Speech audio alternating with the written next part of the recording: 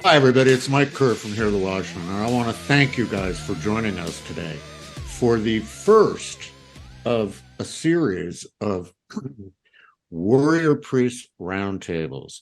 And we are going to be talking about some of the top topics that we believe that the body of Christ needs to hear about and real world topics today. Our host, so to speak, or moderator, is Doug Thornton from the American Vindicta Show. Doug has been kind enough to work with Hear the Watchman to try and bring these events to you. So I'm going to turn it over at this point to Doug. Doug, take it away. Hey, ladies and gentlemen, thank you so much for watching. We have on with us a great panel today. We're going to be going over four main questions that we believe are pertinent within the Christian realm, and it's a conversation that needs to be had more, needs to have more open dialogue. And because of that, we've invited Jamie Walden, Bob Griswold, Derek Gilbert, and Dave Hodges. We intend on having these more often and to bring more experts in. And hopefully we can all be blessed by this conversation. Now, here's the four main speaking points that we're going to go over. We're going to talk about the Antichrist infrastructure. We're going to talk about the alien opponent. Is the non-human entity discussed by the current UFO UAP Congressional Committee a real physical threat from an off-world race of beings, or is it a grand satanic deception, or is it both? We're going to then talk about nation rising against nation and kingdom versus kingdom in the next world wars. And we're going to talk about the sin nature of America and how she has fallen so low. Gentlemen, thank you very much for agreeing to be on with us today. I greatly look forward to this conversation. And I would like to start off by reading the first question. The Antichrist infrastructure. When I think about the Antichrist infrastructure, the way I view it is before the Antichrist can come on scene, there has to be a certain level of technological prowess throughout the world, a certain level of technology that has to be produced that every man and woman has access to, from the highest population of the Alps to the lowest population of the Amazon jungle. Everyone eventually will have to be able to see and bear witness to the Antichrist. I think with the use of things like Elon Musk's Starlink, the new cell phone ranges that we have, the fiber optics that are being stretched from all around the world, the way I view it, and I actually talked to a guy who's a good friend of mine, and his job is telecommunications, and he was the one who really pinned this question on me, because he said, Doug, the government has just issued $6 billion, the U.S. government, $6 billion to telecommunications companies to connect every single part of America to high-speed broadband internet.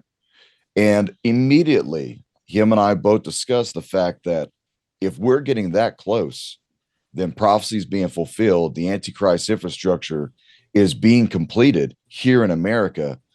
I wonder how close it is in other parts of the world. So let's open this up to a conversation with everyone. Jamie, I want to start off with you. The Antichrist infrastructure, where do you think we're at with it?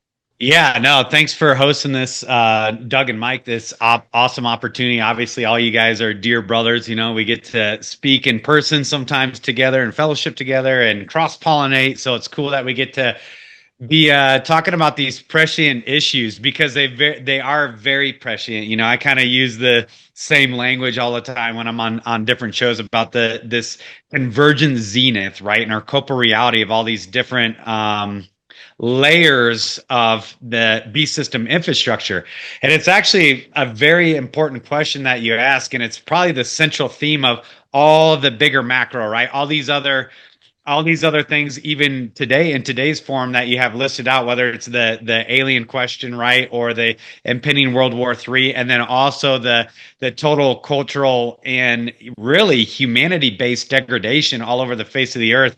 It's actually all rooted in and umbrellaed over by this higher macro perspective, which is the Antichrist beast system infrastructure. And so when I look at it empirically, I'll just give a quick anecdote. When I understood the connectivity of all the things that I've been studying about eschatology, end times prophecy, the different rabbit holes that we can go down as far as the hidden history, the cover up and cover over history, as Steve Quayle likes to say, around the face of the earth, even antediluvian pre-flood stuff, the etymology of words, which Derek is done so much seminal work on, is this reality that in 2014 I was in the trenches with Peshmerga, taking the fight to ISIS on behalf of our Christian brothers and sisters.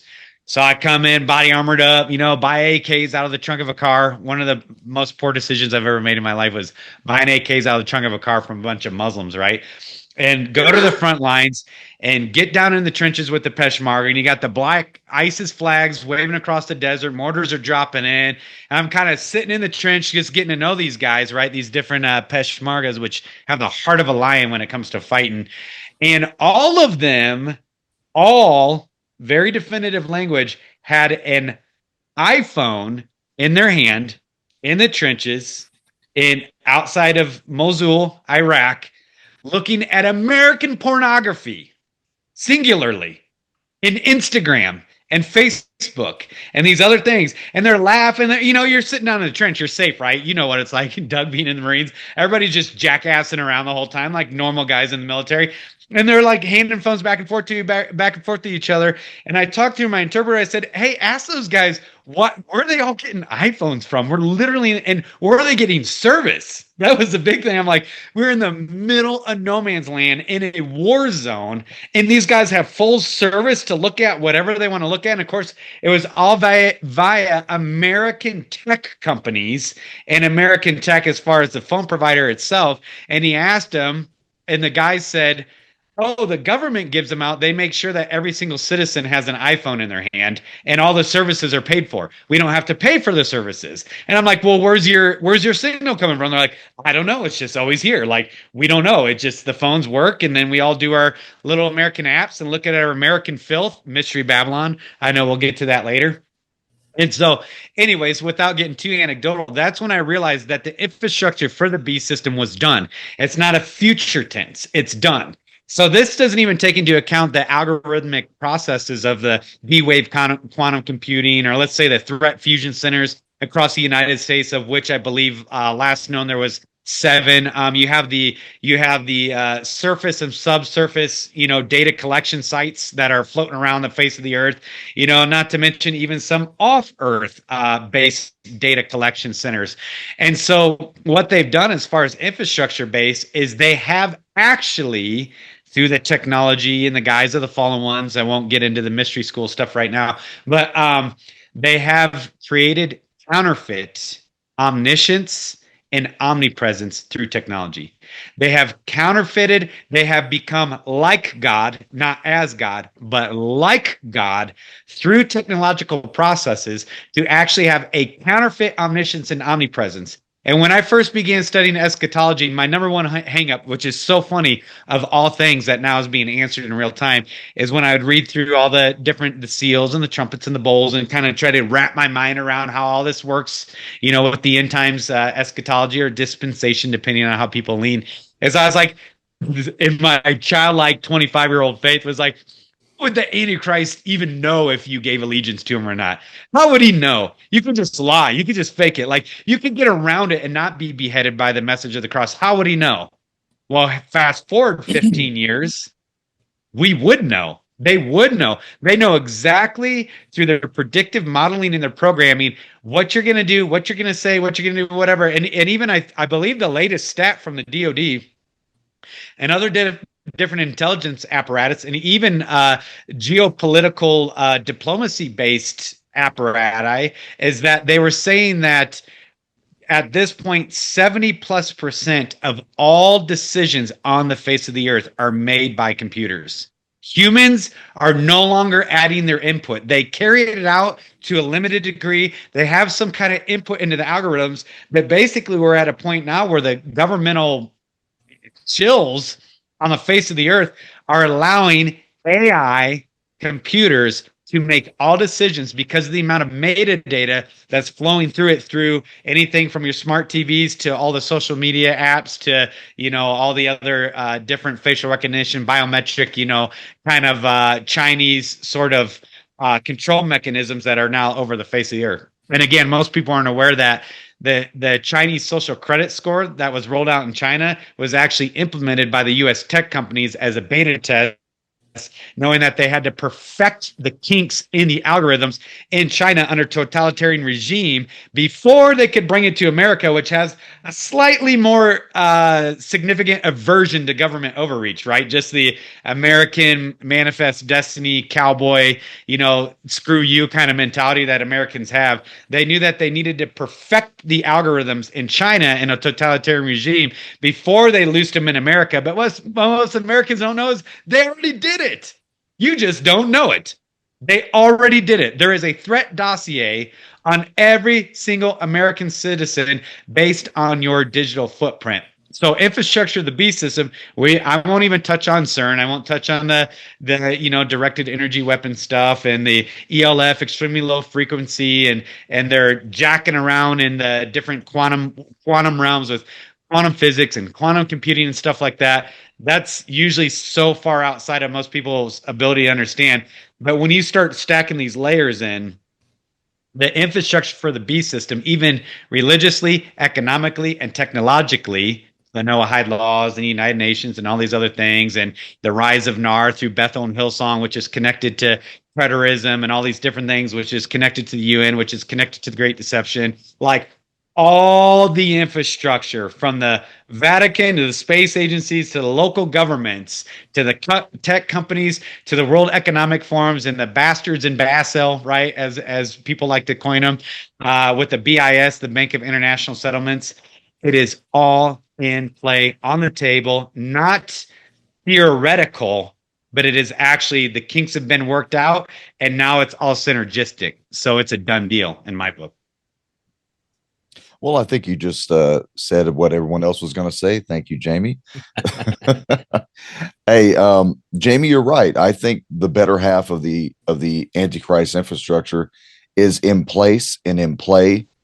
I think still there's a few things that they have to add to it for total spectrum dominance, and maybe we can get Bob to fill us in on this. Bob, what is your view on the Antichrist infrastructure? Well, I think a lot of times Americans don't understand how slowly this system has been built around them. I've been in this prepper movement or this movement for a very long time. And I remember when Y2K happened, everybody thought it was a big nothing burger. But to me, if you remember what they did at that time, they synced every computer on the planet to a certain specification. At that time, before that, computers had, they weren't networked. Australia might not have been networked. The United States was not networked. South America. At that time, the process began of networking and was largely completed at that time. So that was 30 some years ago that we saw this movement towards wiring the whole planet together. And I totally agree with my brother Jamie. I think there's just a crisis step away from being able to implement it. Let me give you a case in point. Okay. We see the Great Reset being planned out right in front of our face. So where if you're controlling people's money, you're controlling every aspect about them. If you're controlling their access to capital, access to energy, access to food, access to whatever it is, you are in that position of having the Antichrist system of the mark of the beast where you can either buy nor sell. And so, let's just hypothesize for a second. So here we have a monetary crisis that the world is coming upon. Everybody's admitting it. Let me ask you a question. When that monetary crisis presents itself, and then all of a sudden, how quickly could this be implemented? Well, we can't give you paper money back, but we can give you digital dollars back. How many people would go for that? Nothing or some digital dollars? I think you're going to see the world jump at that. And I think that structure, I agree with Jamie, is completely built right now to be able to do it. It's all invasive. I mean, throughout the world, you go to a computer and you type something in, that's following you. you cannot escape your footprint right now, and nobody does. We think of some of the remotest places on earth. You always see them with cell phones. They have the cell phones there. So the whole world is under this spy agency of called your cell phone, that you cannot escape from it. And so does that mean every single human being on the planet, will there be some, or there might be some, but basically you have every person on the planet right now in some way has a digital footprint. So you create the ultimate crisis, a medical crisis or economic crisis, and that Antichrist system, I think, could be implemented almost overnight. And I think because of different pressures people have, I've got to make my mortgage payment. I need food. I need this. I need that. I'm going to take this. I'm going to go along with this digital dollar. And once you control the money, you will have control over every aspect of everyone's life. So that's my take on it. And it is in place right now to do that. Yeah, we're one major catastrophe or terrorism attack away from that being implemented. Yeah, a financial crisis away. That's all we are, is a financial crisis away. And then every human being on the planet, you can't have paper money back. You have to have a digital footprint, digital currency, and everyone will go for that. And once they have that in their possession, they can control every aspect of your life. And that's what the Antichrist system does. That you can't buy or sell, you can't do anything unless you have the approval of that Antichrist system. And I think right now it's obviously in place. Yeah, I think the key thing to what you're saying is that there's no workaround. There's no cheating around it. You will be subjected to it. Well, there's always a barter system. The Soviet economy during the height of the Soviet Union was kept moving because of a barter system. People didn't trust the Soviet money. So, I mean, I had friends that were merchant Marines. They would take blue jeans or Marlboro cigarettes or whatever, and they would go, and people in Russia would want that. So it was basically a barter. So there'll be that system. And I think God will use that for his people to be able to barter and exchange. But again, under penalty of death, if you get caught doing it. But right now, there were very, very few people who said no. The majority of everyone just went along with it. And the more people that go along with it, the more pressure will be there for everyone to go along with it. And so I think, we've been herded in to a death factory that very few will escape from. Derek, what is your take on it? You are probably one of the foremost leading experts that I listen to on Revelation. And you've expounded upon this for quite some time with your Revelation Fridays. The Antichrist infrastructure, what do you think of it? Well, Doug, thank you for hosting this program, and thank you for including me in this panel, because I have the greatest respect for the work of Bob, for Jamie, and the way he has been totally committed to this. Dave Hodges, one of the most intelligent and insightful interviewers and analysts of what's going on around us. So to be included in this panel, I consider a great honor. This is something Sharon and I have been watching for a long time. When Edward Snowden came out in 2013 with his revelations about the NSA spying programs and how technology, the big tech companies have been co-opted by the NSA.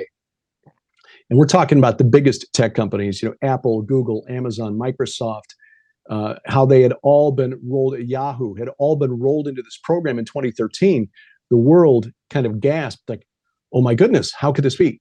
Sharon and I were talking about this on our PID radio podcast in April of 2006, when it was revealed that an AT&T data center in San Francisco was forwarding literally all of the internet traffic in the United States to the NSA, the National Security Agency.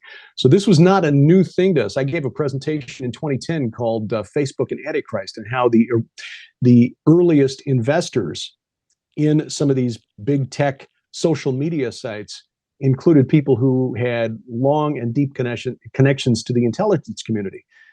You can just imagine the veterans inside the CIA and NSA just smacking themselves on the forehead when they saw how willing people were to give up private information on Facebook, Twitter, YouTube, Instagram, and all of these other social media sites, things that they could not legally have obtained.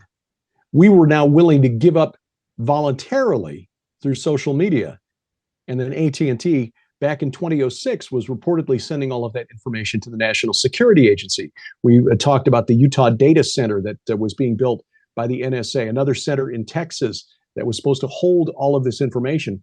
The fact is, the internet generates so much data, just an inconceivable quantity of data, personal information, that the NSA's data centers were outdated before they were even brought online. It's like a guy with a fire hose trying to get a drink of water. There was so much coming in. And in fact, this was reported in the wake of what happened on 9/11, that there was so much data that was coming in to our intelligence agencies, they couldn't sift out what was useful from all of the chaff. But it will be useful, especially if you consider that this information might be used by a principality, power, or cosmic ruler over this present darkness. We're looking at the true enemy here, which we need to keep in mind at all times. It is not the human opponents. That's what Paul meant in Ephesians 6:12. We're not wrestling against human opponents, but against these supernatural entities, agents of evil, who want to destroy us and everything that we love, everything that God created and called good. So yeah, the technology is there, and they've only been building it since 2006. The Intercept, which is the online news organization founded by Glenn Greenwald, who then got pushed out because he wasn't woke enough. But the Intercept does do some good investigative journalism.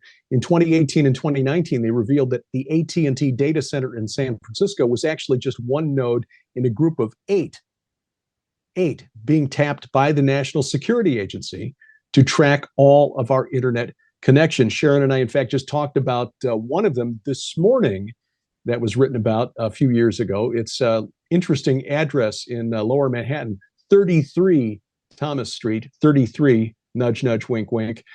It's a 40-story windowless high-rise that apparently was built to serve as a self-sustaining city that could keep 1,500 people or so alive for a couple of weeks in the event of a disaster. What's in that building? Well, it's reportedly still owned by AT&T. It was built in 1974. According to the Intercept, it appears to be a spy center for the National Security Agency, codenamed Titan Point. Now, that's also a very interesting name, because if you followed our work for any length of time, you know that we believe the Titans of Greek mythology are the same entities that the Hebrews called the Watchers of Genesis chapter 6, the sons of God who rebelled against their authority, the authority of God, in Genesis chapter 6, and who now, according to Peter and Jude, are in chains in the bottomless pit. And they don't get out until Revelation chapter 9, when that abyss is opened up. So the NSA, using a site in New York City called Titan Point, 7 other cities across the country, to literally wiretap the entire country of all internet traffic in and out. So the infrastructure is there for the kind of control system that the beast will need. Now, to build on what Bob said, yes, I believe that digital currency is the method they will use to control us. Did a program a couple of years ago with our friend Guy Malone, who's been hosting Bible UFO conferences in Roswell, New Mexico for years. He is now a copy editor for Bitcoin magazine, so he knows a little bit about digital currency. And his presentation for a virtual conference a couple of years ago was titled, "Is Bitcoin the Mark of the Beast?" And his thesis is, no, it is not, because it's a decentralized system. Bitcoin and other cryptocurrencies like it are decentralized so that there is no single corporation or government entity that controls that currency. But that's exactly why central banks are trying to develop their own central bank digital currencies, or CBDCs. The Federal Reserve Bank, the Bank of England, the European Central Bank, the Bank of Japan, China's central bank. Central banks worldwide, more than 50, are either considering or now doing a trial run for central bank digital currencies, and a few have launched these CBDCs.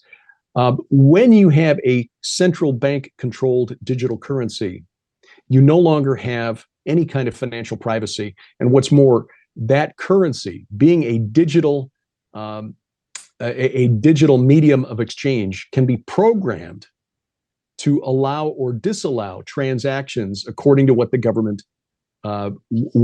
desires. And this can be paired with the Chinese style social credit score that Jamie talked about, to make it very difficult or impossible for you to buy or sell, which is exactly what the mark of the beast is all about. A central bank digital currency could be programmed to prevent you from using your money outside a certain allowable geographic area.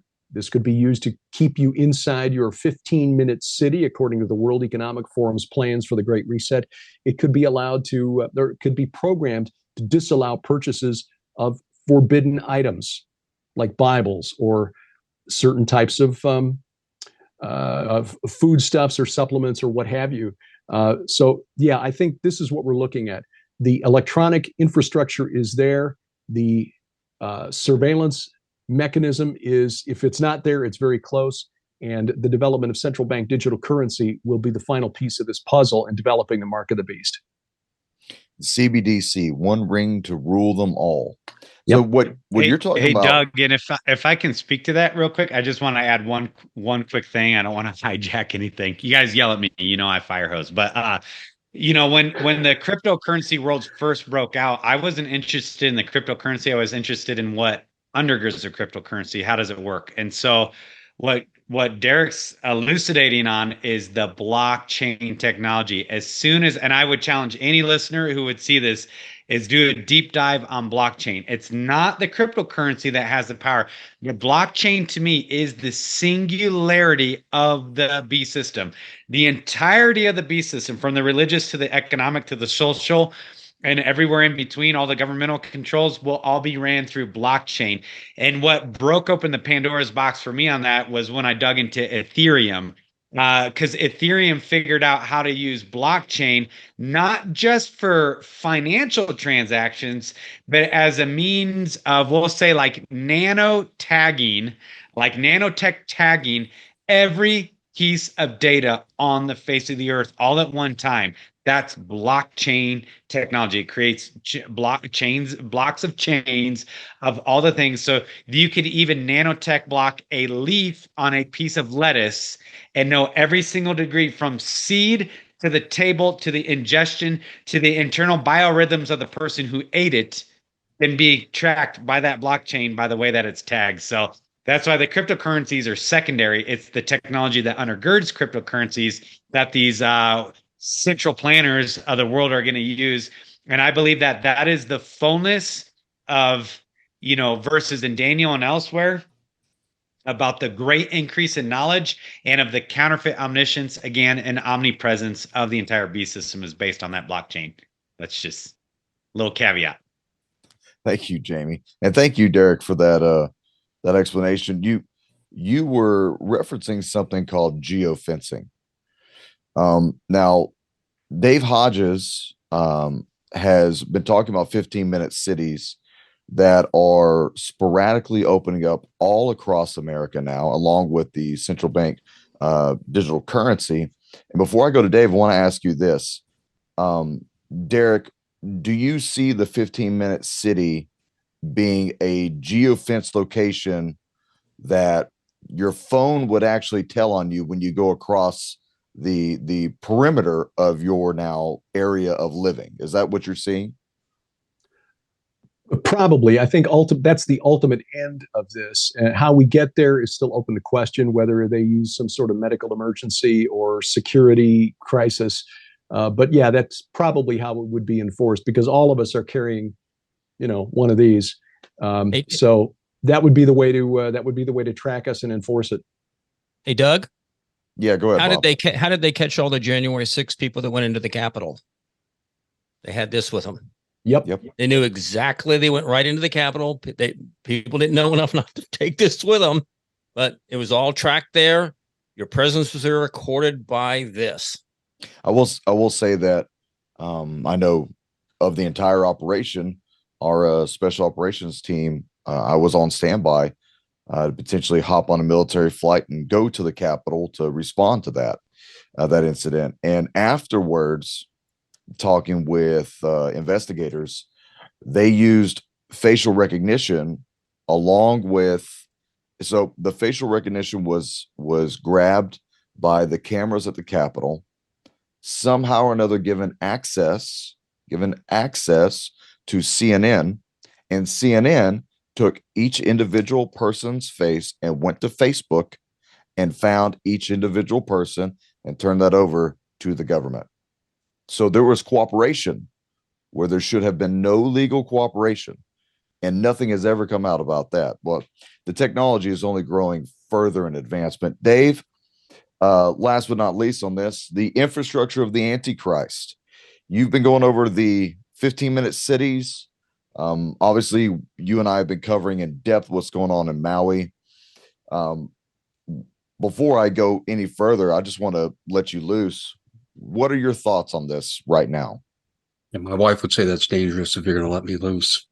I've been taking notes furiously.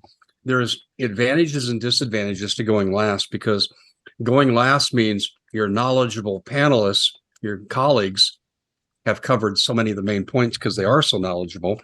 But I took notes where I thought I could kind of fill into the gaps. Could you ask that question again? The infrastructure of the Antichrist. What is your idea of it right now? Well, I came up with 8 points related to what has been said, and maybe to fill in the gap because we can't say everything. You're right about it being universal. All people have to be exposed before the end times are here.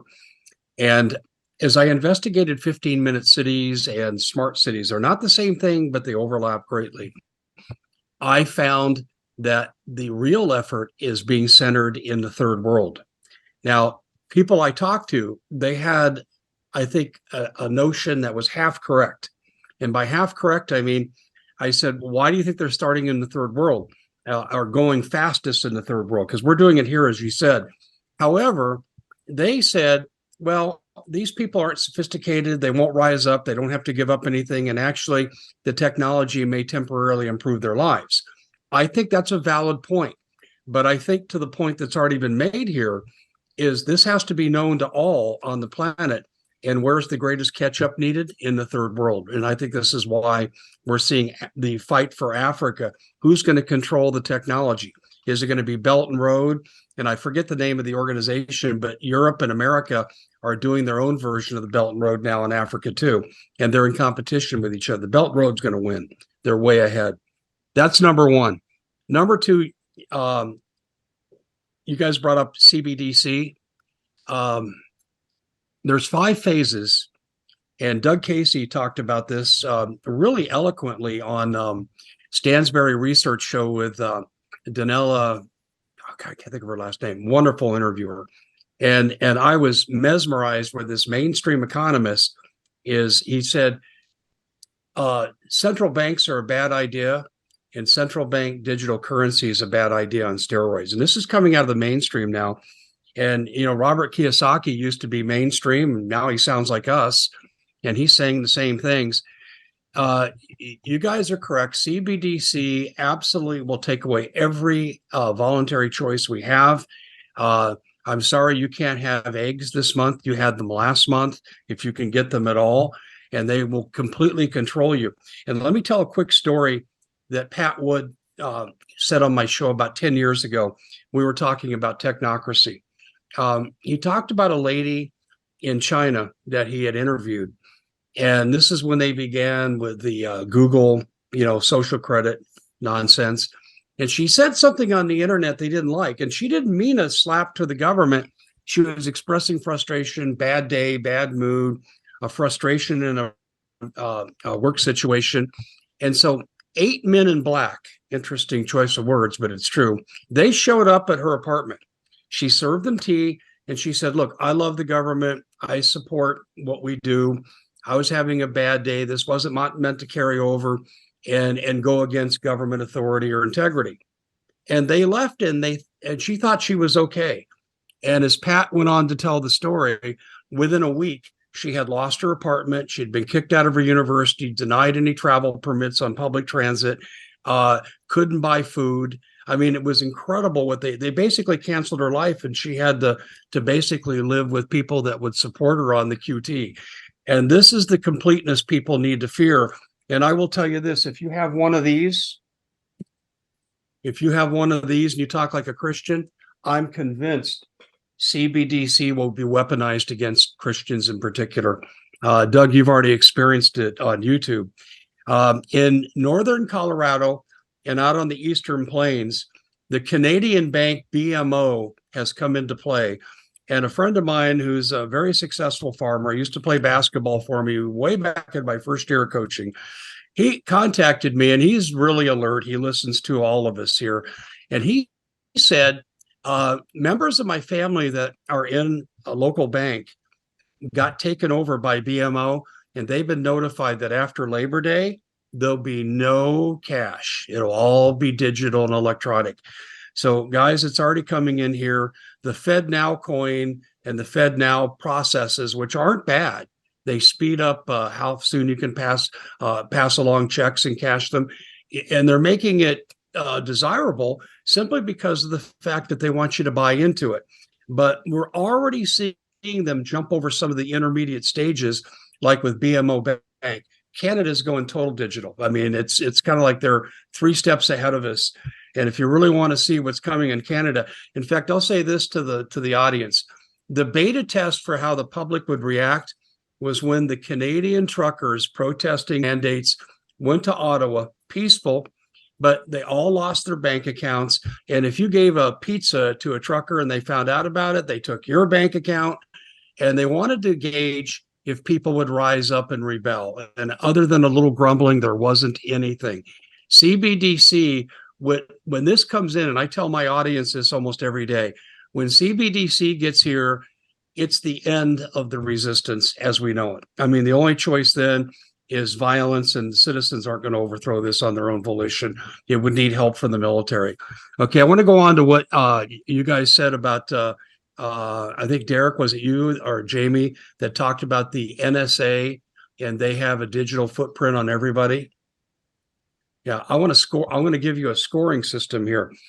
In psychology, every psychologist that gets trained on the universal data-driven analysis, 447 questions of what's called the MMPI. You get a 16 scale score of mental health, and then you get an aggregate score of functioning. Well, they've adopted that model, and I've got this from a bunch of sources through the years. One was directly from someone inside the NSA, but his compartmentalization did not allow him to give me the full breadth. I'll give you what he told me. He said, Dave, he said, you've worked with mental health patients. Yes, I have. You know about the MMPI? Yes, I do. He said, we're using a similar structure to give people scores on various types of characteristics that they exhibit. I mean, they even have one on gluttony. They have one on compliance. They have one on rebellion. And they use more sophisticated terms, but to break it down to layman's terms, and he said they all have a score on people, and they call it a threat matrix score. And I've been talking about this now for 10 years because this is not new information. The data point for this was originally in Fort Huachuca in Arizona, but it's moved to the Utah facility, and I think they're sharing duties. But all of us have a threat matrix score. So this led to my questioning when people would tell me about this. Well, how do they decide what they're going to do with these numbers? And he goes, oh, they have an elimination list, and it's done by percentages. And beyond that, Dave, I can't tell you. He said, I don't know how they're scoring it. In other words, are they using percentiles? Are they using a raw score number like 1 to 100? He said, I could not tell you that because I'm compartmentalized out of this. And this is my best source on this. But he said, I will tell you this. He said, at the end of it, if you're at the bottom of the list, you're marked for immediate elimination when the opportunity presents itself. And so this is where my conspiratorial mind goes.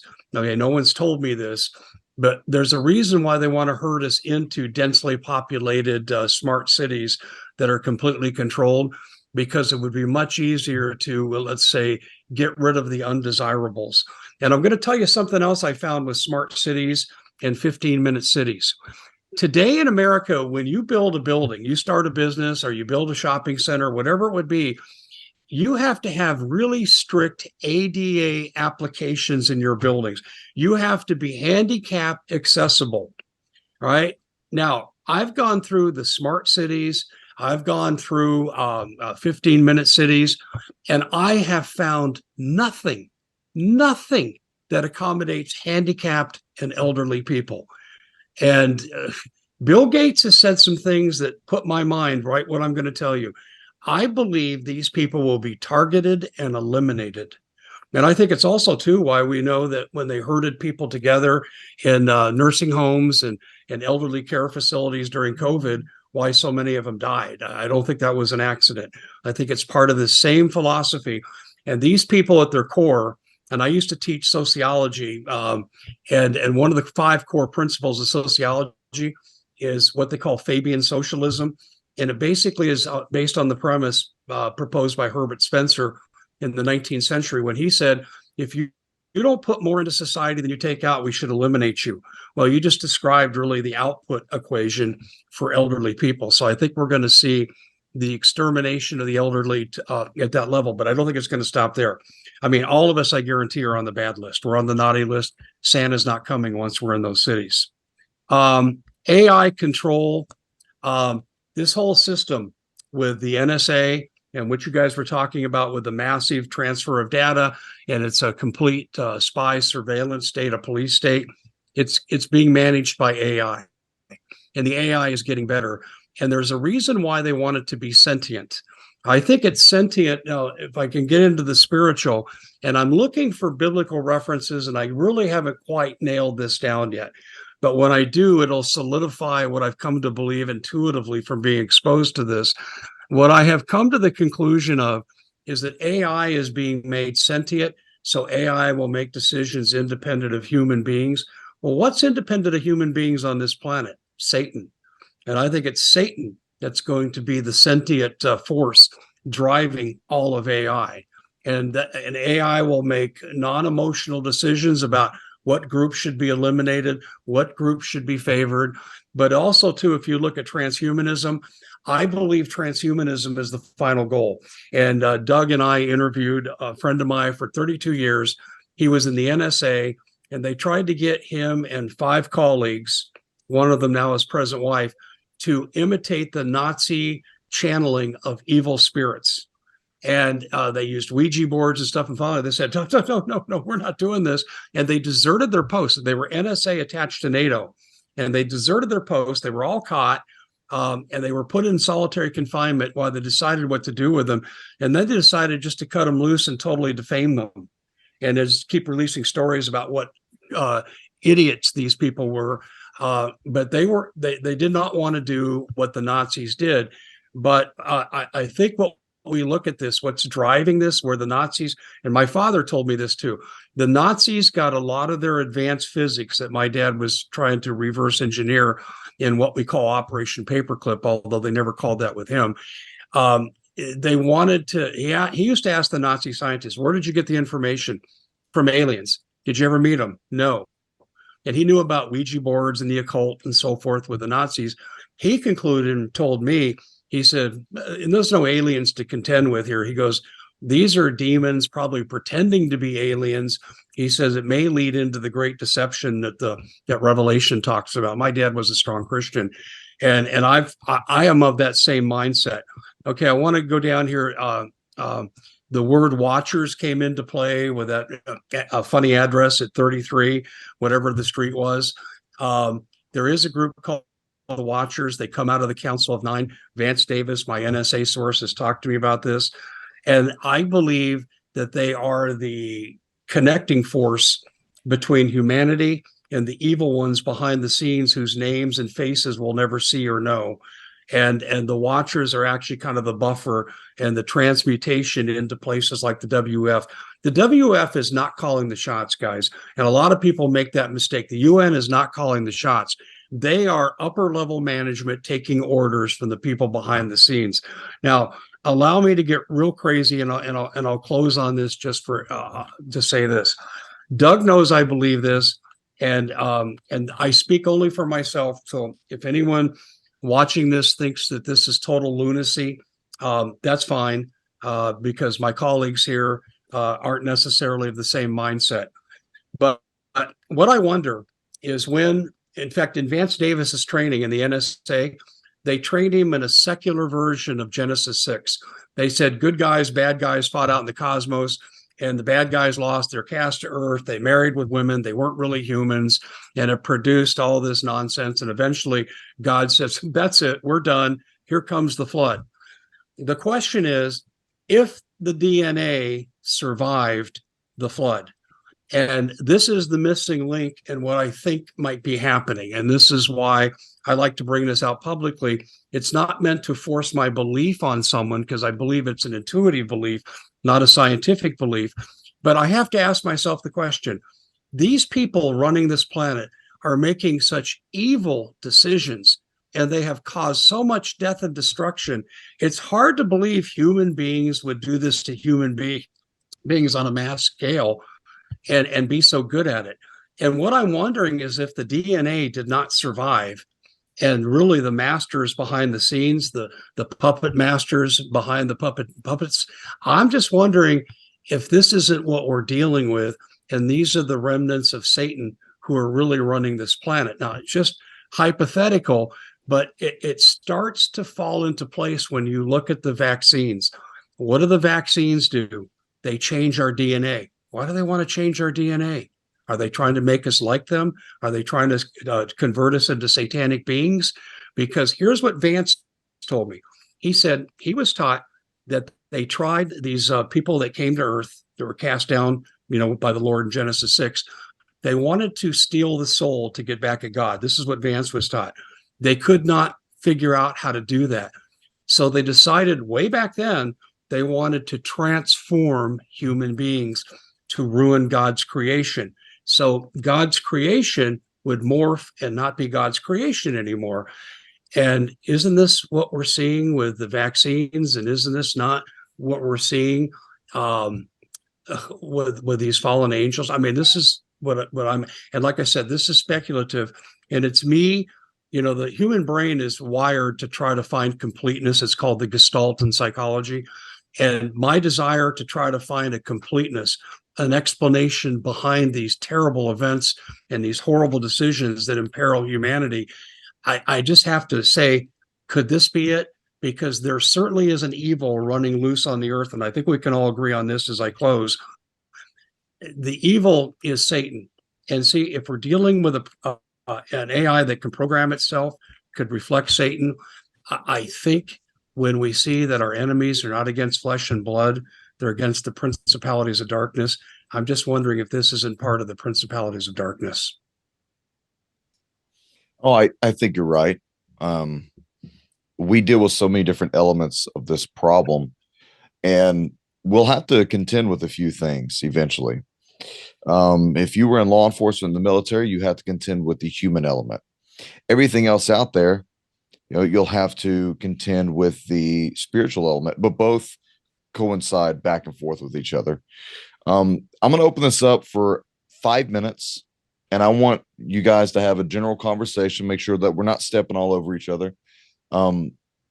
With the infrastructure of the Antichrist coming, let's throw out the word FEMA camps, mass die-offs. You have all these other huge problems that are coming. Apophis 2029, scaring everybody to death. What would make people take the mark of the beast and join the infrastructure of the Antichrist? Gentlemen, I'm going to open this up with you. Derek, I'd like for you to start. Essentially a crisis that would convince people that unless they joined in and took that mark, their family's livelihood, their family's ability to survive would be threatened. This goes back to what we were talking about with CBDCs. You can't buy or sell. You can't feed your family. You get a crisis that threatens the safety or security of your family. A lot of people are willing to do whatever they are told to do. And I think what we've experienced over the last 3 years was a trial run to see how far people can be pushed. So I think that's what we're looking at, some sort of security threat, whether it's economic, physical in the form of World War III, which, by the way, I think we're already in the early stages of, or perhaps even something manufactured to look like a threat coming from outside the earth. Could be any one of a number of things. We'll know when we see it, I pray. That's one of our daily prayers is for wisdom and discernment to recognize what's going on around us. But I think bottom line is when it comes down to threatening the lives of people and their families, then I think that's that will be the trigger that gets people to buy into the beast system. Bob, you want to go? Yeah, I couldn't agree more. And Daniel, it says, seal up the words of this prophecy until the end. The implication is that as the end gets closer, more and more will be revealed. But we do know one thing. We know human beings. The social pressure we saw what happened in the last 3 years of people who didn't want to go along with the program, but social pressure, my needs of my family, I can't get fired. The rationalization is so easy. Would God want my family to starve to death? So I've got to do this. My neighbors are making fun of me. I mean, we know the social pressure of just rejection. We live in a society of rejection, and people do everything they can to avoid rejection.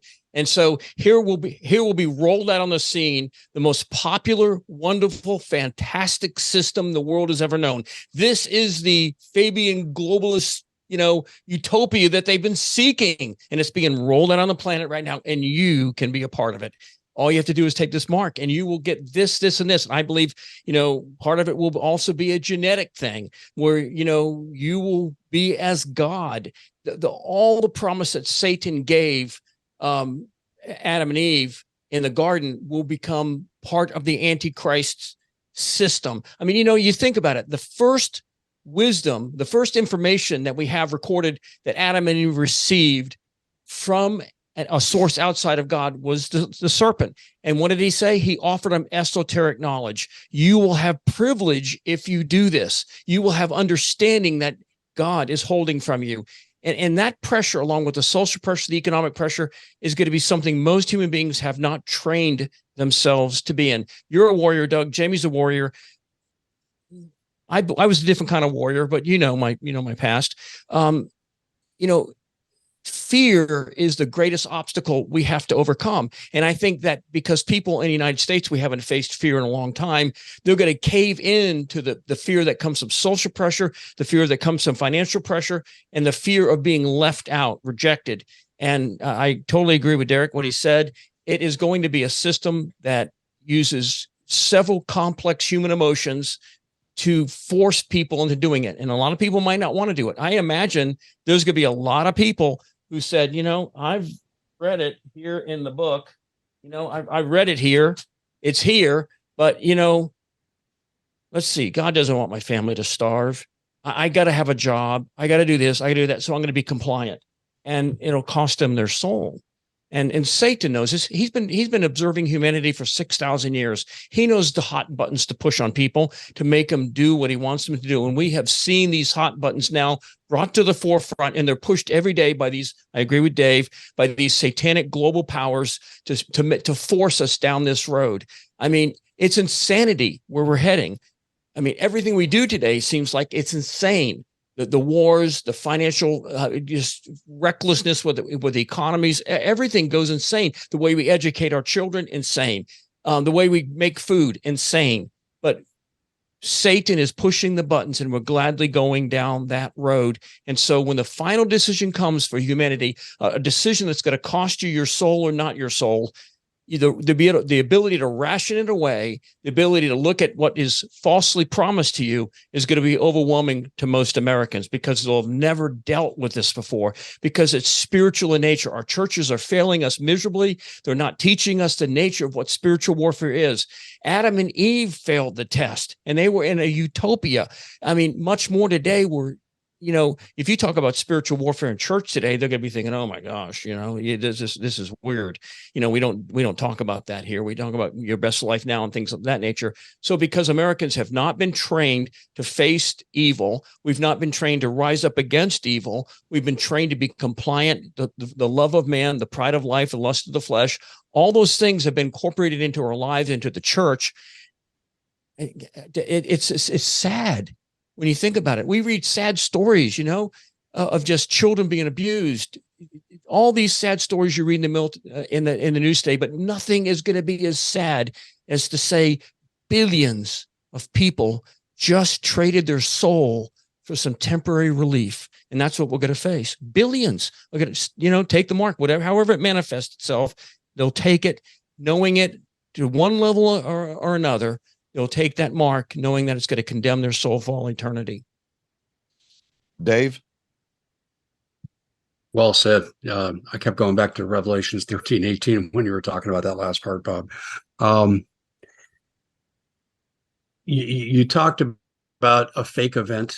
I want to be mindful of this, but I think it's the strategy of last resort to get control over the planet. And that's Project Bluebeam.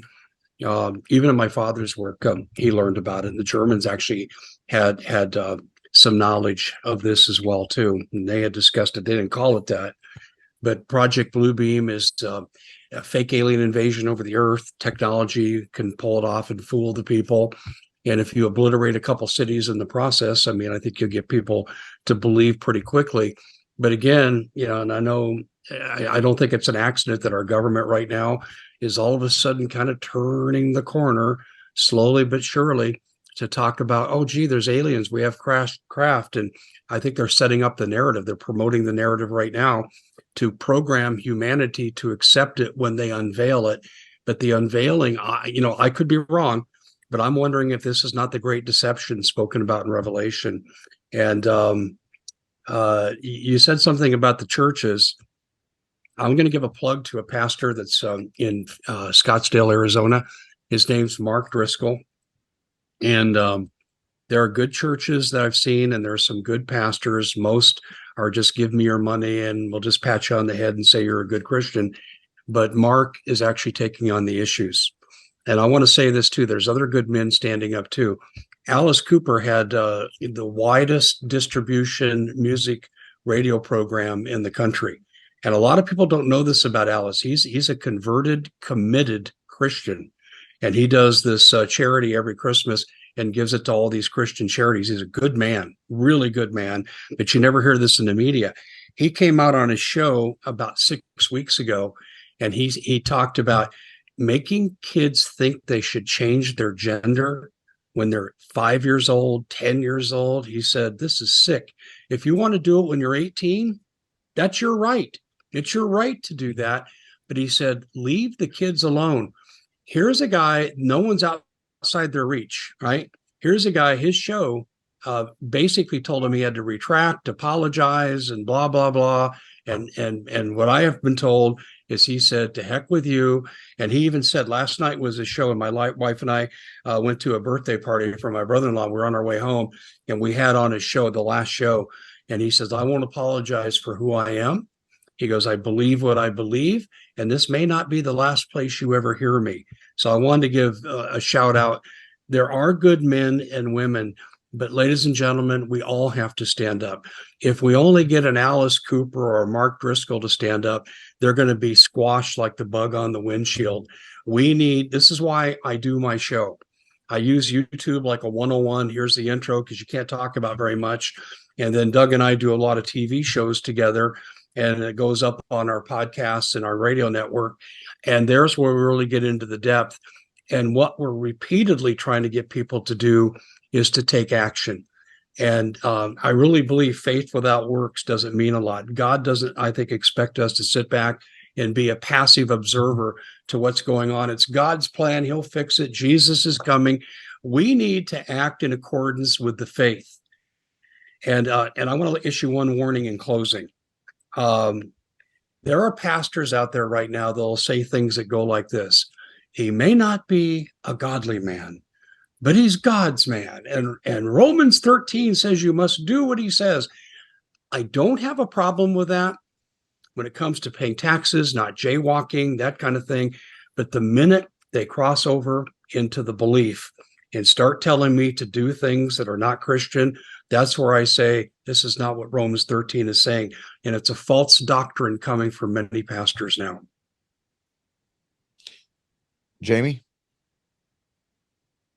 Yeah, when I look at I always go totality of the circumstances. Doug, you and I with law enforcement backgrounds and stuff like that, so we kind of learn how to build out a case. But the reality is that it's all about when you especially when you look at from the arcane occultism, mystery schools, mystery religions, from Canaanitic, Phoenician, Sumerian based stuff that rolls over into all the Egyptological, Babylonian, and onward, right, into the Greco-Roman, and then you have that continued um pantheon, this principality ruled pantheon type of governmental system that the US has adopted. And even when we look at the Capitolian and even the name capital, right, and the temple of Jupiter and all the different overlay with all these different things that the US represents. And then it gets into Sir Francis Bacon and Adam Weishaupt, and seeing the North American continent as this place for the resurrection, the revival of the Atlantean age, right? The new Atlantis rising out, the phoenix rising out of the ashes, on and on and on it goes, right? So all these occultic overtones, and if you miss that, you'll miss the meta, right? The meta detail, the micro of what's going on. And so what we're looking at right now is this preparation for the largest satanic ritualistic abuse ceremony that's ever been seen in the history of humanity. This is trauma-based mind control on a global scale. With the event that occurred here recently in the last couple of years, we saw that for the first time since the Tower of Babel. The first time since the Tower of Babel that a global collective consciousness was created through fear-based, trauma-based circumstances, right? And so when you look at the initiation truly of the end of the age, and I know there's different perspectives on this in the eschatology world out there, but when you look at as soon as the seals start getting broken, at the beginning of Revelation, it's a systematic breaking of these seals that creates an instantaneous global traumatic experience from the war, World War III, then the global economic collapse, secondary World War III, then the rollout of, pestilence and death in Hades ruling over the world, secondary to World War III and the economic collapse, then the astrocatastrophism, feeling it all together, and then the initiation of what could only be coined as the Great Deception, right? So there has to be this softening, this asymmetric warfare aspect, psychological warfare component of this mass global shared collective conscious, creating a high mind mentality so that somebody in Malaysia or the Philippines, right, or Eritrea or Ethiopia or Somalia or Sudan or into the South Pacific island nations or whatever, that when I would talk to them, which if people are paying attention, this was what happened in the last few years. If I would talk to them, we would have an instantaneous shared experience. We would be unified in spirit, we'd be unified in our emotion, we'd be unified in our experiences, we'd be unified in the struggles familially, with the sadness or the economic despairs or just the woes or the fears or whatever. No matter who you talk to in the world, it would be a shared experience. That is the foundation upon which the rollout of this infrastructure, which we've already spoken to, the infrastructure that's placed, that will be when that is actually finally loosed onto the scene. And so you have to look at it systematically. And most people, tend to kind of view Revelation as if this big, long, slow grinding process, but that's not true. That's not true anymore in this technological age. These things, from all the seals into the astrocatastrophism, into the rollout of the actual mark of the beast and the consolidation of all things, this can occur in a matter of 6 weeks. It would all be done. Boom, boom, boom, boom, boom. There's your sheer traumatic experience that's on the scene. And when it comes to disclosure, I know this is like a total pivot. Sometimes I like to grind the gears. If you can't find them, grind them when I pivot. But when you think about, I did this deep dive a couple months ago, not super deep. I don't have enough time to go super deep, but okay, a cursory dive, right? And so I was paying attention to the sound bites on the mainstream media from all these different ufology, UAP, think tank stuff coming out about this with all this soft disclosure. And you know what I noticed the number one thread was in every single one of those? Fox News, CNN, MSNBC, and all the other mainstream media outlets that would bring on a pundit to speak to these things, even the Navy pilots and the blah, blah, blah, right? All the black projects things and all this soft disclosure is the singular theme. When I went through about 30 of them in one sitting, little clips.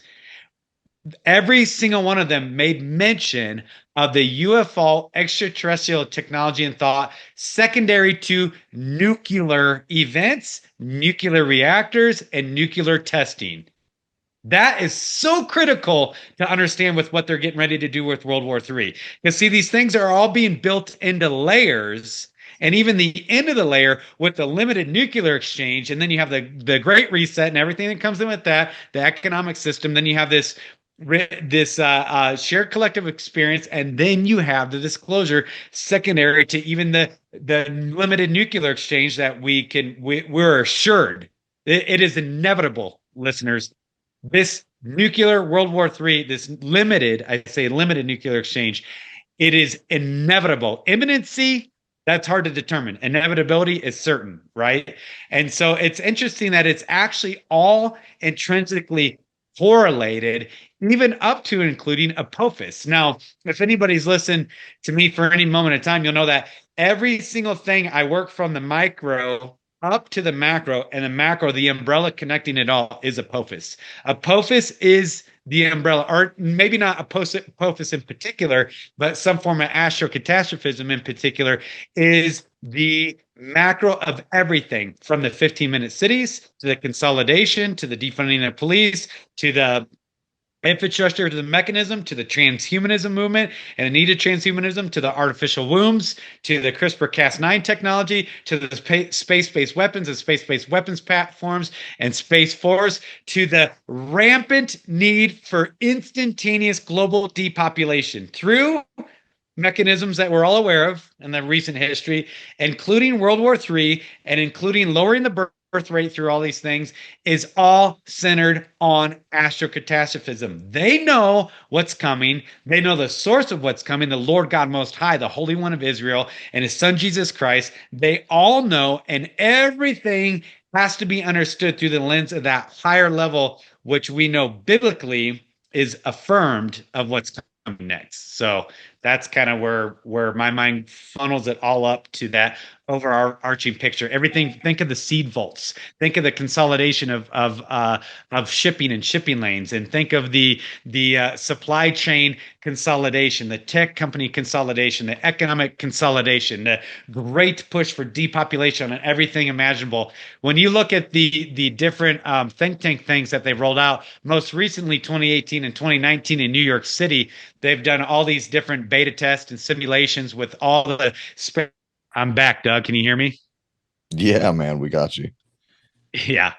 Usually when you start going to that central planning stuff, things don't go so well every time we talk about that. Anyway, so I'll just wrap it up. That to me is the convergent zenith of all of it, is that central theme of this global shared traumatic experience to consolidate everything under the Antichrist with the impending, their understanding of the justice and judgment of God over the face of the earth. So that's what they know is coming. So, Jamie, Bob had a question for you real quick, and then we need to move on to the next series of questions. Go ahead, Bob. So, I've traveled the world in very dangerous positions, and I know what many people suffer is PTSD. So, Jamie, would you describe this? What does PTSD do to people? And because of the global trauma that we see, how is it affecting people's ability? Because I think the world, and maybe you'll agree with me, is that most people in the world are suffering from a global PTSD. How's it going to affect their ability to make discerning choices when complex issues come up? Yeah, the thing is when you're in survival mode, I recently preached on different attributes of the survival mode. And even in the book, I wrote specifically about the mechanisms of fear, right? The physiology and the psychology of fear, which is why all belligerents in this cosmic warfare, actually, the currency of their economies is fear. The powers of darkness, it's fear. The Lord and his eternal kingdom is fear-based. The fear of the Lord. It's all about fear. It's where you place your fears. Misplaced fear versus rightly placed fear, right? And so that is at the central of the centrality of this consolidation in the control of humanity will be fear-based. Physiologically, you will do anything to alleviate any aspects of your fear when it's misplaced. Now, biblically, when we rightly place our fear on the Lord and we reserve our fear for him and him alone, we are imbued with courage, honor, courage, and commitment, devotion to duty, steadfastness, resoluteness, right? We have this ability to do it. We are actually fearless because we've already given all of our fear to the Lord.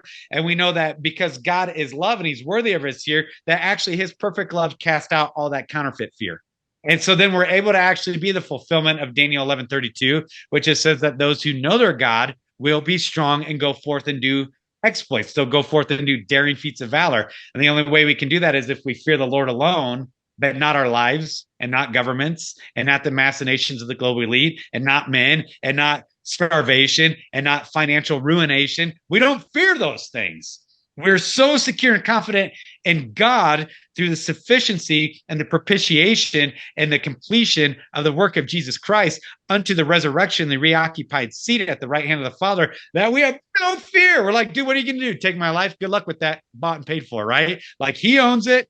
Not worried about it. You can't take my life from me. Go talk to my king if you want to touch me, right? And it's like, so that fearlessness is because it's rightly placed fear in the Lord. So yeah, in answer to your question, that fear is the currency of all belligerents in this cosmic war. Fear. Misplaced fear versus rightly placed fear. And that is going to be the distinction, the delineating line. Malachi 3 and 4, the Lord specifically says that is the demarcation line. That is the sifting of the sheep and the goats, the light and the darkness, the lawlessness from the righteousness, the overcomers from those who will be overcome is where your fear is placed. So it's a war for fear. All right, gentlemen, we're going to move on to the next question. The next question, and I'm sure we'll have plenty of back and forth to this. All of you have mentioned the alien opponent. I don't say component, I say opponent, because everything that's coming about right now is in opposition to God.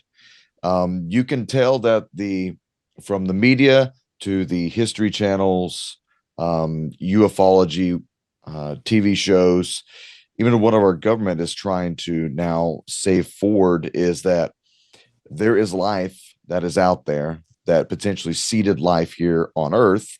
That is the most catching thing. It's New Age. It has everything to do with a satanic evolution of the human, I guess you could say, religiosity, because now you have alien religions, and it just gets stranger from there. So let's get into this. The alien opponent is the non-human entity that was discussed by the current UAP Congressional Committee a real physical threat from an off-world race of beings, or is it a grand satanic deception, or is it both? Derek, I'd like to start with you first. In a nutshell, it's a grand satanic deception.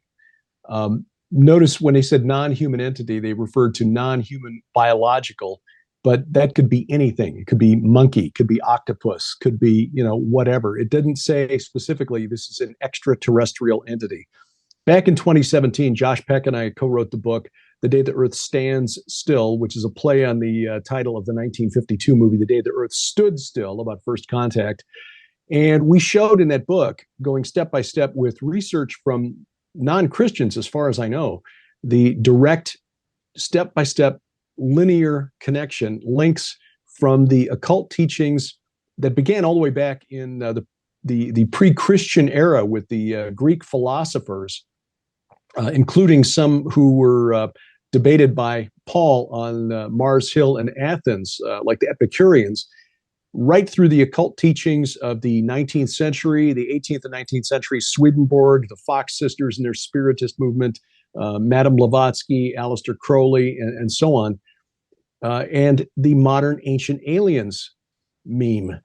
It is occultic. It is theosophy repackaged for the 21st century. It is a science fiction religion, and its prophets are von Daniken, Sitchin, and Tsoukalos, with many willing dupes out there who think that they're on the verge of some sort of supernatural spiritual discovery, like Dr. Stephen Greer, who appears to be sincere in his desire to make a better world. He believes these extraterrestrials are here to share with us unconditional love.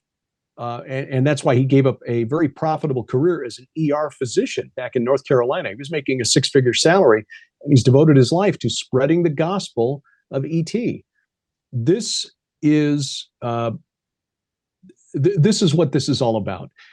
This broke, the story really broke in 2017, the week after our book was published, which was really great marketing as far as we were concerned.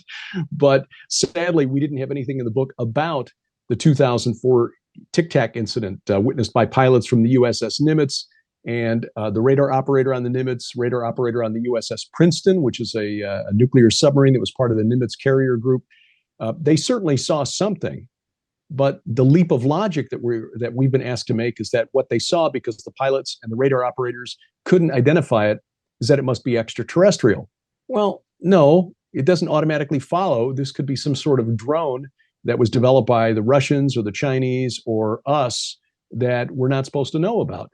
I mean, remember, prior to Gulf War I, the stealth fighter, the F-111, was just an urban legend until suddenly it wasn't. The B-2 stealth bomber was an urban legend until suddenly it wasn't. I think we're looking at some human technology, perhaps inspired by principalities and powers behind the scenes. But again, it doesn't follow automatically that just because Lieutenant Commander David Fravor, the F-18 pilot, who was the main witness to this event, the one who captured that forward-looking infrared radar of the Tic Tac, just because he couldn't identify what it was, doesn't mean it comes from Zeta Reticuli. So when we're getting now, and now we've got this whole thing has been rebooted with David Grush, the so-called whistleblower, who, when you read his statements, didn't actually see any of this. He didn't actually witness any of this. He doesn't have personal firsthand knowledge of any of this. He heard it from a guy who heard it from a guy. I'm sorry, this is the same thing that Josh and I documented in our book, going back to Roswell in 1947. It's the intelligence community doing what the intelligence community has always done, which is control the narrative. When you look at the way the story broke in 2017, the New York Times article was written by two longtime UFO activists, Leslie Kean and Ralph Blumenthal, who've been promoting the story ever since. They their main witness to this, the whistleblower, was Luis Elizondo, a former DIA, Defense Intelligence Agency operative, who we are told retired from the agency in October of 2017. By December of 2017, he was on the board of directors for an agency called To the Stars Academy of Arts and Sciences. When you looked at their board of directors back in 2017 and 2018, they were all from the intelligence community, the military intelligence complex, including Dr. Hal Puthoff, who was the guy who ran the remote viewing experiments at Stanford Research Institute back in the 80s called Operation Stargate. So, and yet the CEO of this organization, you get a bunch of guys who were former spooks who decide, okay, God bless them. They're taking their unique skill sets and they're trying to make a living after their government service. So we're led to believe. And they decide that the guy who is best suited to serve as the chief executive officer of their new company is Tom DeLonge, the former guitarist and lead singer for Blink-182. Okay, that just sounds a little weird to me. Again, I think all of this, the whole narrative about the existence of non-human entities, is the military intelligence surveillance complex controlling the narrative, pushing humanity in a specific direction to believe in the existence of extraterrestrials who are somehow here to help us evolve spiritually to the next level of our evolution. It is nothing more than repackaged theosophy. And when you consider it in that light, I think that speaks to the spirits behind it. Derek, myself and Dave Hodges, we've always said, because we've been covering this whole David Grush episode since it's come out, that he is more of a herald of what is to come because he knew nothing. And going back into a little bit of, what I used to do in the government, I can tell you this for a fact. And I've talked to other members of what I used to do, and they would say the same thing. If you came from where I came from and you had top secret evidence that they killed people for the last 40, 50 years over, and you decided, hey, you know what? I'm going to do a good thing I'm going to tell the world about your dirty little secret. Oh, and I'm going to ask you for authorization for it too. Most likely, even if I was in that position, and I'll say that right now, if I was in the position as the authorizing official, I would have you arrested. Immediately, I would have you arrested. And you better be hoping your legs don't get broke while you're being detained. That is still what happens. And we know that is what happens. And the fact that that man walks around freely, scared for his life or not, I've been told all different types of, fanciful things before, but that doesn't mean I believe it. Now, David Grush and all the others who've come out, it is I believe, a very well choreographed event. And we're going to see more choreographed events. And to go into that, Dave, you and I have covered this for a while, the alien opponent. And you and I have talked about for a while the UFO, UAP stuff. What is your thought process on this right now? We haven't talked about it in a while, but where's your mind at now with it? Hasn't changed. And I totally agree with Derek. He had a great banner phrase. It is a deception. It's Satan repackaging something, and he's trying to make people believe a false belief. And like I said earlier, I think it's a conditioning process to get people used to the idea, hey, they're real. And I think if you look at media too, go back to the Independence Day concept. What would be the goal of Bluebeam?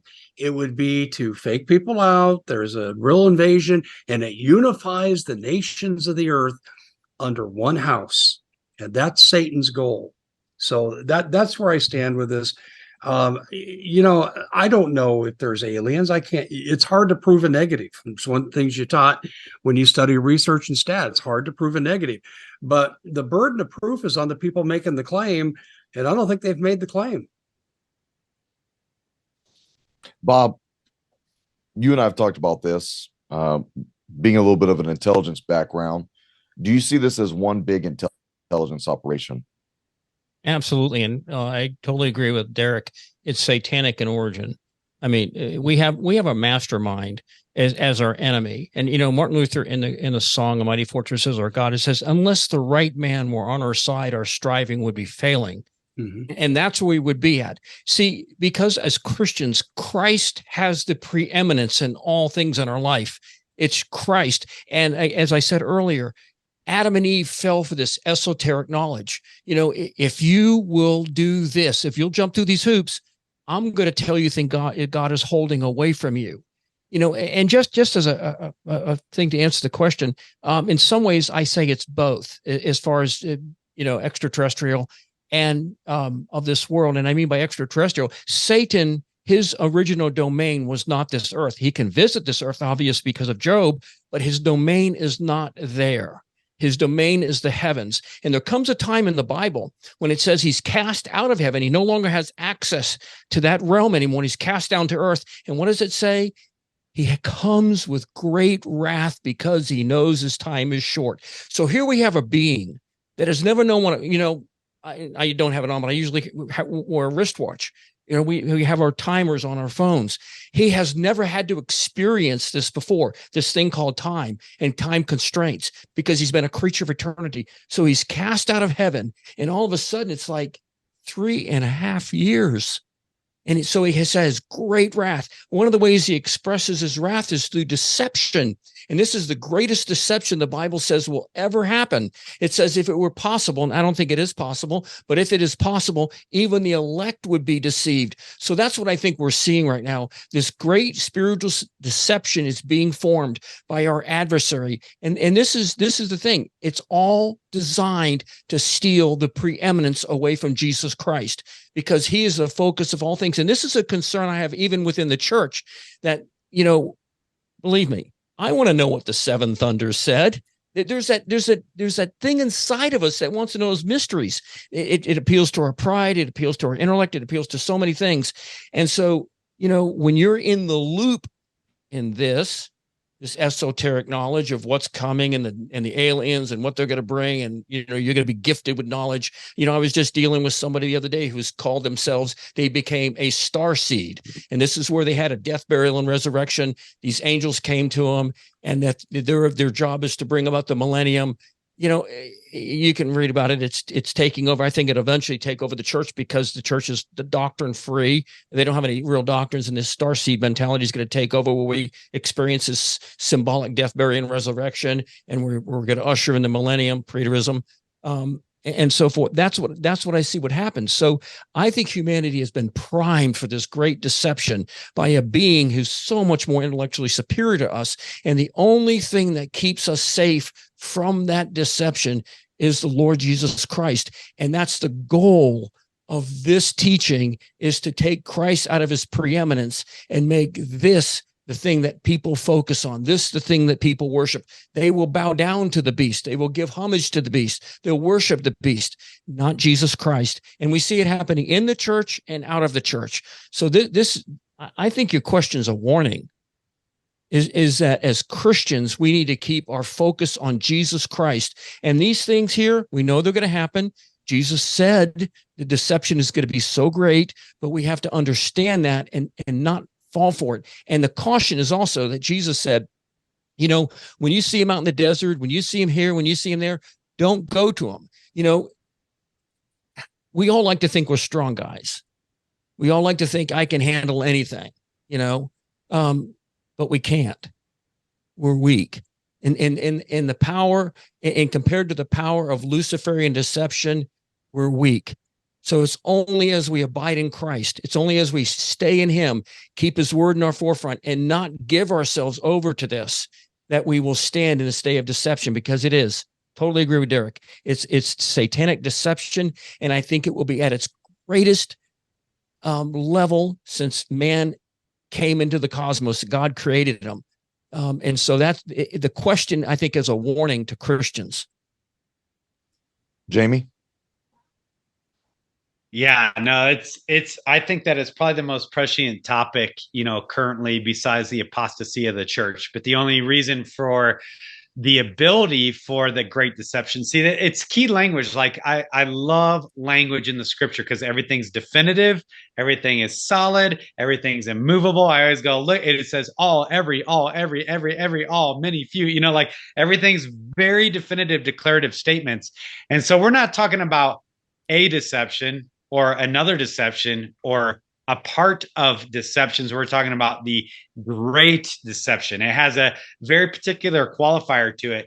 And so when you're looking at the culmination of all of human history from Genesis 1:1, right? The world was tohu and bohu, which presupposes cosmic warfare. Genesis 1:1 presupposes cosmic warfare, and the Lord stood over the waters of the deep. He stood over the Leviathan. He stood over the chaos dragon, right? And you see this thing all the way through to the end. It is the culmination of the cosmic insurrectionary nature of the third of the angels of the heavenly host who knew God in full and fully rejected him. That's even, I'll start preaching, right? I got to keep on task. So this is so critical, because it is actually, the seeds have been sown at such a level that most people don't understand.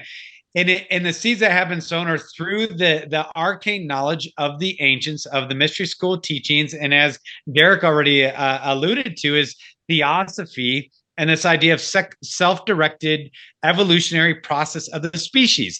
This is what's rooted in transhumanism, genetic manipulation. It's about an in-run around of immortality that can only be found in Christ. It's in-run around how God deals with sin through the justice and judgment of God through Jesus Christ. It's an in-run around repentance. It's an in-run around bowing your knee. It's an in-run around everything. It's an in-run around submitting yourself under God. It's neo-Gnosticism through Mormonism and Nar and preterism and dominionism and even different Islamic eschatology and Catholic Church panspermia eschatology, which is being taught at the Vatican right now. All of it is about war against the Lord God Almighty through his son, Jesus Christ. That's what all of it's centered on. So even Robert and I recently did a program speaking to star seeds, right? These star seeds and these indigo children. You have Donald Trump that's actively, every single speech Trump gives, he makes a Kabbalistic statement, regarding the Aquarian age and the return of the golden age of the gods. And nobody knows what he's saying because they don't have a clue what he's talking to. Every time all the QAnon stuff was about panspermia, Aquarian age, occultic, neurolinguistic phrases. All the QAnon stuff that was going on, right? And so even NAR, the New Apostolic Reformation, everything coming out of Bethel and Hillsong, everything coming out of the Mormon Church, everything coming out of the ecumenical movement is all centered on this great deception. And guess what else is? The Gospel Coalition and the Southern Baptist Convention. Everything that they're teaching is actually has an underpinning, and I don't think they're aware of it, hence deception, right? They're not overtly malicious. It is the secret doctrines of demons bringing the way of truth into disrepute, to where you will not tolerate sound doctrine, but rather you will give heed to these seductions, right? It is seductive. I think, Robert, maybe it was you and I the other day too, talked about seduction, right? It's these seductions. And the thing is the nature of true deception is the reality that, like in the Garden of Eden, Genesis 3, she saw that the fruit was good, pleasurable, and desirable for gaining a knowledge. Good, good, good. 3 good things. So the thing about this panspermia, this great deception, and even this Aquarian age language, this neo-occultism, neo-Gnosticism, this Nimrodian resurrection-based regenerating type of golden age of the gods, like, I don't know whatever their adjectives I can use to do it. It is actually, the deception is that it's altruistic. See, that's the nature of the deception, is that all these people, even at the to the Stars Academy and through these UAP things, to the hardcore, astral projecting, occultic, holy yoga practitioners of opening their chakra, pineal gland, whatever, you coin it, they actually believe that it's altruistic. I believe that 90% of the world's leading occultic, spirit-guided freak shows out there are altruistic. They actually believe that they are a part and parcel to this self-directed evolutionary process of the species, with their Promethean promise to bring us back into a higher level of understanding. Why? Because God is love. See, that is the underpinnings of the great deception, is the law of one, which is an Egyptological mystery school teaching through Ra, which is Osiris, which is Horus, which is Nimrod, right? This Nimrodian worship that we see all over the face of the earth, is that God is love, period. We know that biblically, right? And therefore, because God is love, he wants you to come into this process with him, with these guides, with these men of old, these men of renown, the golden age of the gods, the return of the gods, and all these other things, the regeneration, resurrection of the gods of old, Nimrod, right? And all the rising of Osiris ceremonies and all the Freemasonic stuff, all the occultic stuff, because God is love. And now you get to cooperate, you get to co-partner, you even get to co-create through all the transhumanism stuff with God for this process, because he loves you. How is that for a deception? And see, what's crazy is that the church is actually teaching that. They are actively, from the social justice warriors, guess what they're teaching? You, through self-directed evolutionary processes, are a part of terraforming the earth. It's a counterfeit millennial reign. You can achieve a counterfeit millennial reign without Jesus being a part of it. Congratulations, Christians, because you're so woke, you're so amazing, you're so progressive. Nar Bethel Hillsong, you can grave soak, you can tarot card read, you can destiny card read, you can twirling dervish your way to open your pineal gland to allow for greater neo-Gnosticism of God. You can do transcendental meditation. You can do contemplative prayer. You can do labyrinth prayer rocking to open your mind, because God wants you to do these things because he's love. Mormons, you can repopulate your own planet with as many people as you want through these baptisms. And by the way, Mormons are the leading transhumanists on the face of the earth, is Mormonism, because it's in alignment with their cosmic extraterrestrial worship of these arcane deities, principalities.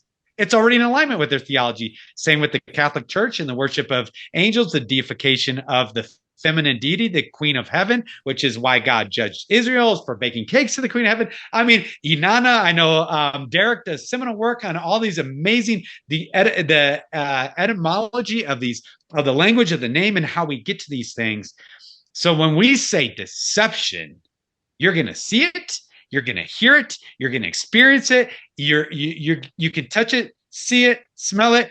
The voice of God technology, the transhuman technology, Project Bluebeam, with an actual literal manifestation of these things, as we see in the book of Revelation, with transgenic things breaking back on the earth, right? And then even the attributes of the Antichrist to perform lying signs and wonders, even calling down fires from the heaven, right? To deceive even the elect if it were possible. I'm talking layers of deception, and actually all of humanity has already bought into it without the manifestation. So when the manifestation comes, that just solidifies it that they were right all along. All their little internal monologues about the cosmos, life, death, eternal life, blah, blah, blah. They'll go, finally, it all makes sense when these guys show up.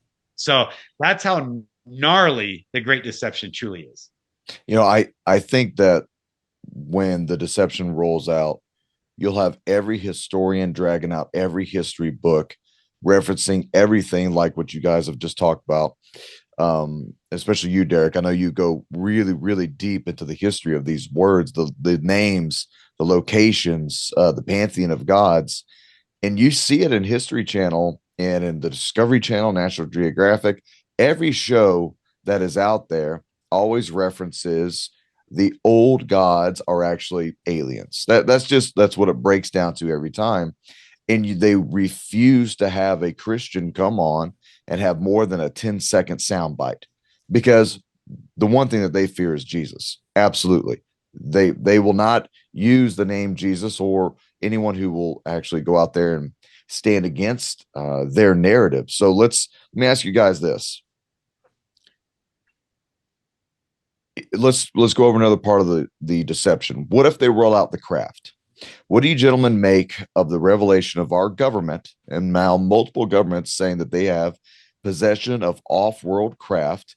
Dave, I know you said that they have to be able to prove it first, but if they roll out the flying saucer from 1948, which by the way is an interesting, the saucer crashes on Earth in 1948, the same year Israel comes back to life, right?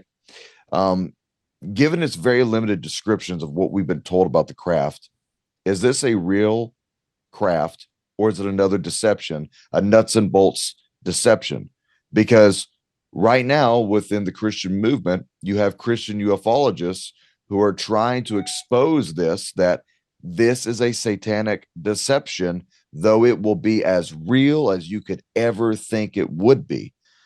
Guys, I'm going to make this an open conversation. So whoever wants to go first, just make sure you're not stepping over each other's conversations. Go ahead. Let me speak to that real quick. I'm actually, you guys know I'm in the Four Corners. I can look out this back window. I'm staring at Mesa Verde National Park, right? This is what they call like the umbilical cord for Anasazi, to the Pueblo, to the Navajo, to even Aztec and Incan. They believe they came out of this area. Highly enigmatic area. I'm going to film in Dulce this coming week with Keith from End Times Production. I'm an hour and a half from Dulce, not that far from Los Alamos. And more in particular, our neighbor city here is Aztec, New Mexico. If anybody's familiar with Aztec, New Mexico, it's where two of the most significant primary crash retrievals and body retrievals have occurred on a mesa that I can drive about 10 miles and see the mesa from. Right. So like this area that I'm in is highly enigmatic in that way, with just the consolidation of this reality of this overlay of deception, their craft, our craft. Is it our craft? Is it their craft? Is it extraterrestrial? Is it off Earth? Planet Rahab, the asteroid belt, right? All the different Moore's laws and all these different, astrological and astronomical aspects of the laws and all the stuff that's going on, right? It all kind of converges even in this particular area. And so, again, one of the aspects of this deception, as you're saying, is the advanced technological capabilities of governments around the world. I personally have a family member who was an OSS member. This is a precursor to CIA. He was operating almost literally like an Indiana Jones. He was operating at Stanford University as the chief instructor for geology, kind of like Indiana Jones, right? He is a professor, but actually he worked for the OSS. And he was with Admiral Byrd on Operation High Jump 1 and 2. And I actually have a primary source 35 millimeter film from Operation High Jump that nobody's ever seen before. I think I maybe shared it with Doug, and actually has a medal from Operation High Jump. I have pictures of him and Admiral Byrd scouting over Antarctica and all this stuff, and including his personal journal. And I give that background to say that primary source information is unbelievably valuable. We always have to go. I was trained in academia, right, with an undergrad in history. We're always trained to look at primary source, read the journals, read the documents, read the handwritten things.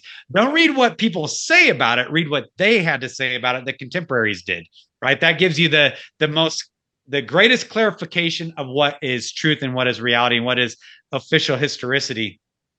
And all that to say is that the capabilities of our government agencies with regards to advanced technology, anti-gravitical propulsion, mercury-based centrifugal types of things, high-speed aircraft, multiple times past Mach, sound breaking barriers, very low energy, the ability to create a type of gravitational force field around the object so that the pilots in the craft don't experience the G forces. That's why, you see these different UAPs or UFOs. UAPs is such a generic word, but that can, move at high rates of speeds, make 90-degree angle changes, go up, go down, go left, go right, do whatever. They make very little noise. Yes.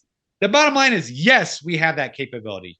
Not only do we have that capability, we've had that capability burgeoning on the scene in the late 40s, more or less perfected by the mid 50s, and in full implementation by the end of the 50s. This is OG, original gangster, old school technology that we're dealing with that's only ever being refined, right?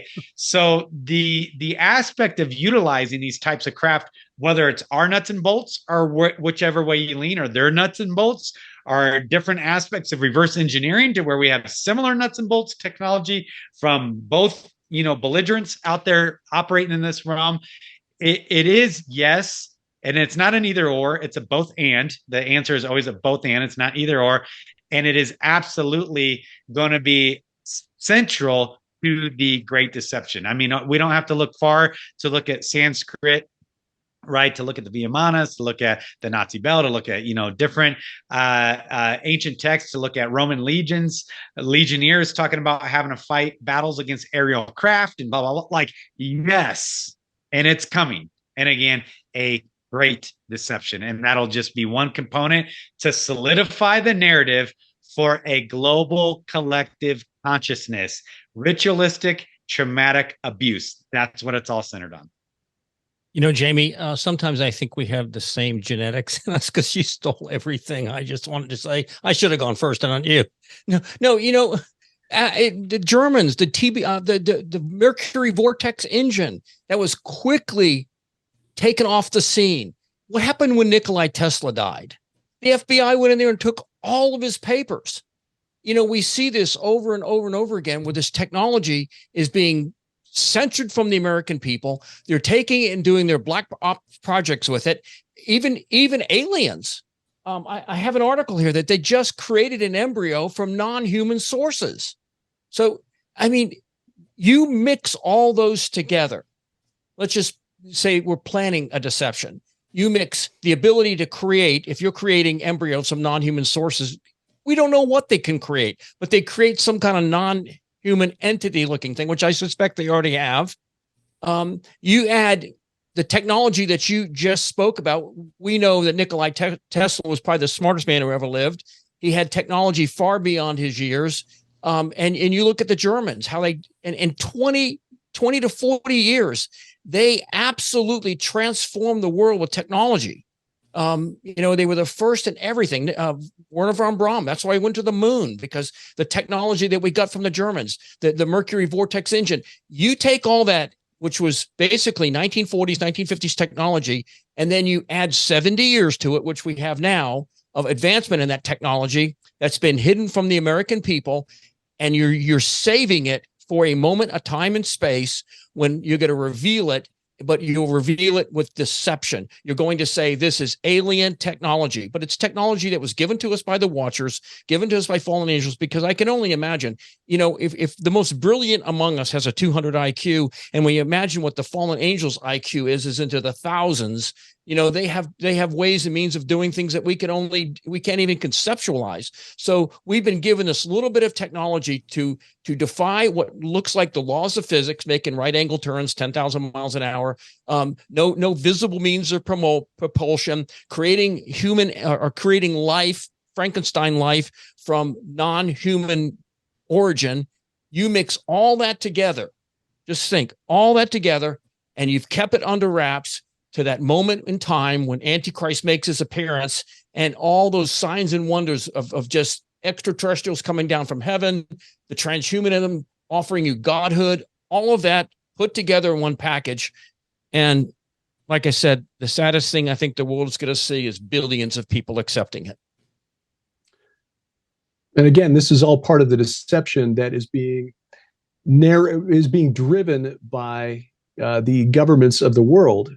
As Josh and I wrote in our book back in 2017, the intelligence community here in the United States and around the world has controlled this narrative for at least the last 75 years. Jamie mentioned Dulce, New Mexico. For people not familiar, there's a widespread belief that there is a deep underground military base there that is operated by humans and extraterrestrials. This is taken as an article of faith by members of the UFO community, none of whom have ever seen it, because, and I'm taking a contrarian view here, we wrote about this in our book, that it is part of this PSYOP. In fact, it was directed originally at a physicist by the name of Paul Benowitz, who was based in New Mexico. He was a contractor for the United States military, and he began to take notice of activity at Kirtland Air Force Base. And this just happens to be where the United States government has some of its nuclear weapons. And so to redirect the attention of Paul Benowitz away from Kirtland Air Force Base and things that the U.S. government, the U.S. military didn't want the Russians, the Chinese to know, it began feeding him through an agent working for the Air Force Office of Special Investigations information to confirm his belief that, yes, the government of the United States is in contact with extraterrestrials, and direct his attention toward Dulce, New Mexico. But as the secular researcher Jacques Vallée pointed out in his book about his experiences, his research into the UFO phenomenon, in a conversation that he had with Linda Moulton Howe, well-known researcher, and she is one of the leading reporters whenever you see reports coming out about cattle mutilations and so forth, and Bill Moore. Bill Moore was the co-author of the book The Roswell Incident, which really put Roswell on the map for the 1947 Roswell crash. He asked them a simple question about Dulce, New Mexico: who takes out the trash? And they were like puzzled. What do you mean? He said, well, you're telling me there's a city an underground city the size of Manhattan under the desert in New Mexico. You would be able to see the activity somehow, somewhere, somebody taking out the trash, water being brought into the facility. There would be a heat signature visible from commercial grade satellites in space, and there is none of that there. So where is this? And yet this is a widely held belief in the UFO community. Just one example of the success of this sort of gaslighting that is taking place under the direction of the intelligence communities, not just here in the US, but Russia, China. I'm sure the militaries of the world find this a convenient way of redirecting attention away from projects that they don't want people to know too much about.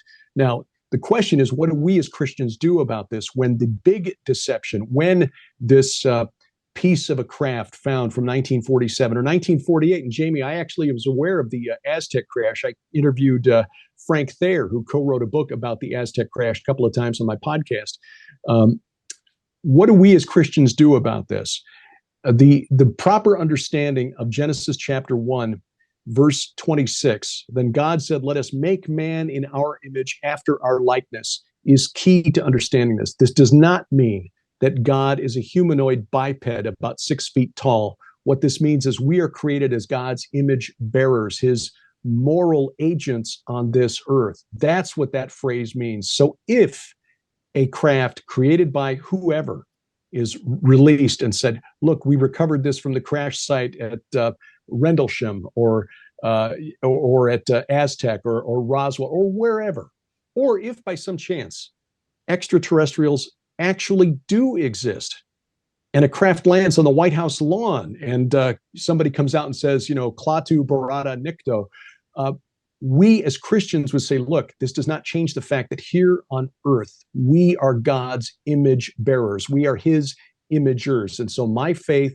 in our Lord Jesus Christ is not shaken. It is not moved one millicron, not one iota.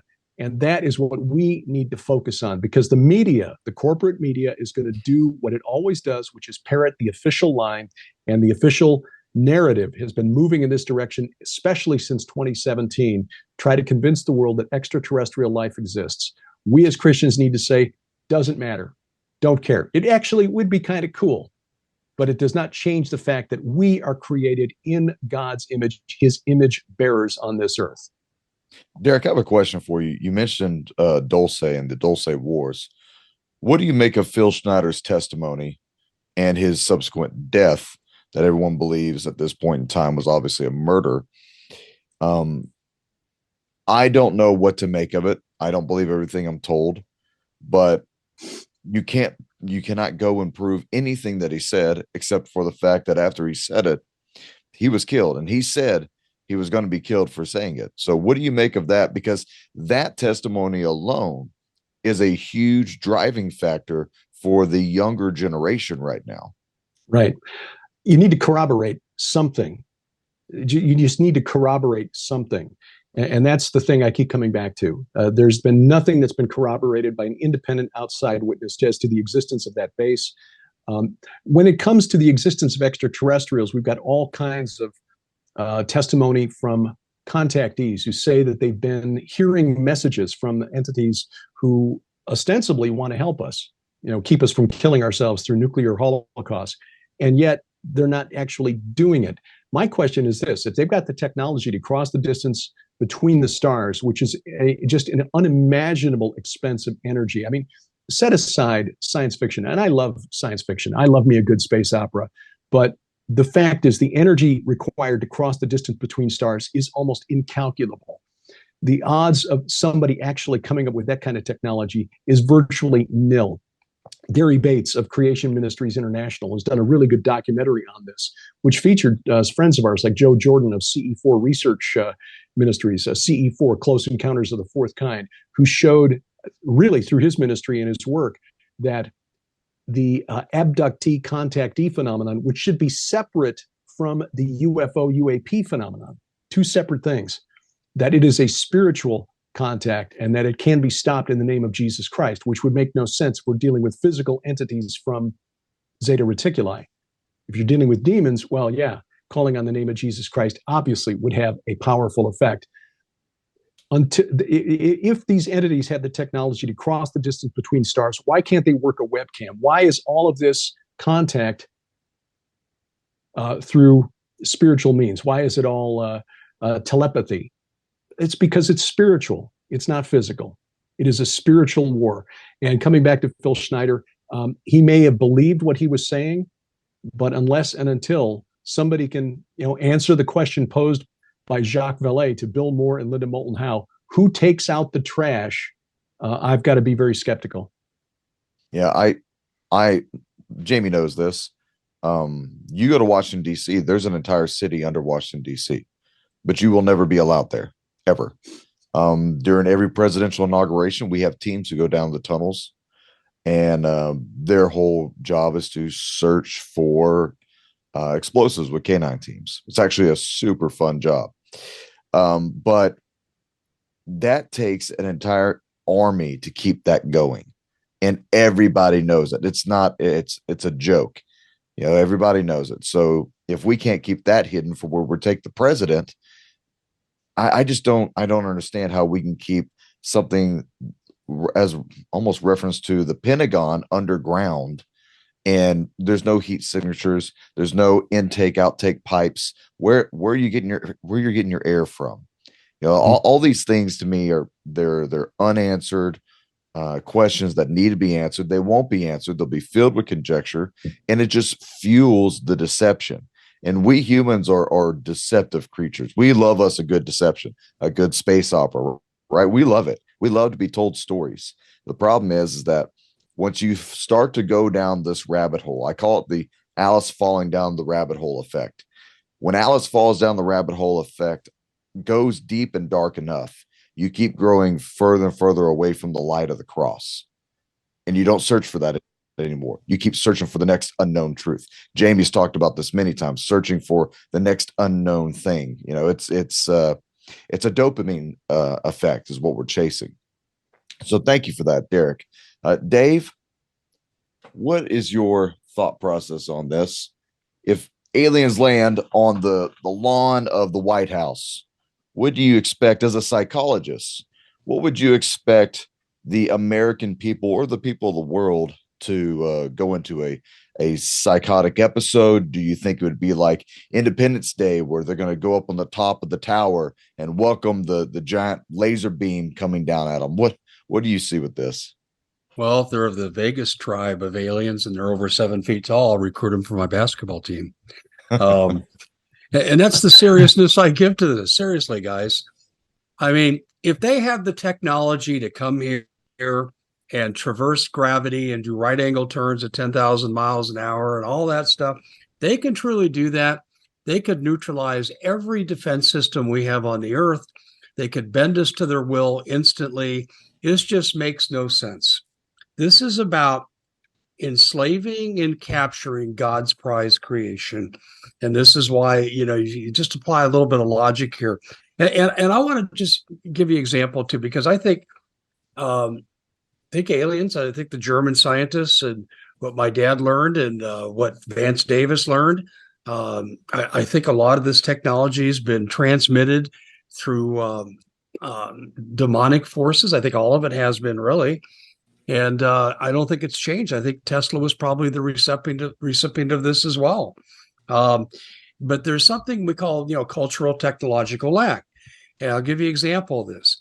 The internet was fully developed to be an alternative communication system in the event of a nuclear attack. 1966 is when I learned it was operational. Internet didn't come into play for most of humanity until 1996. Microwave ovens, microwave technology, 1940s, comes in the 1970s. TV and radio, 1929. Oh, radio, but TV, I should say, doesn't come into the mainstream until the 50s.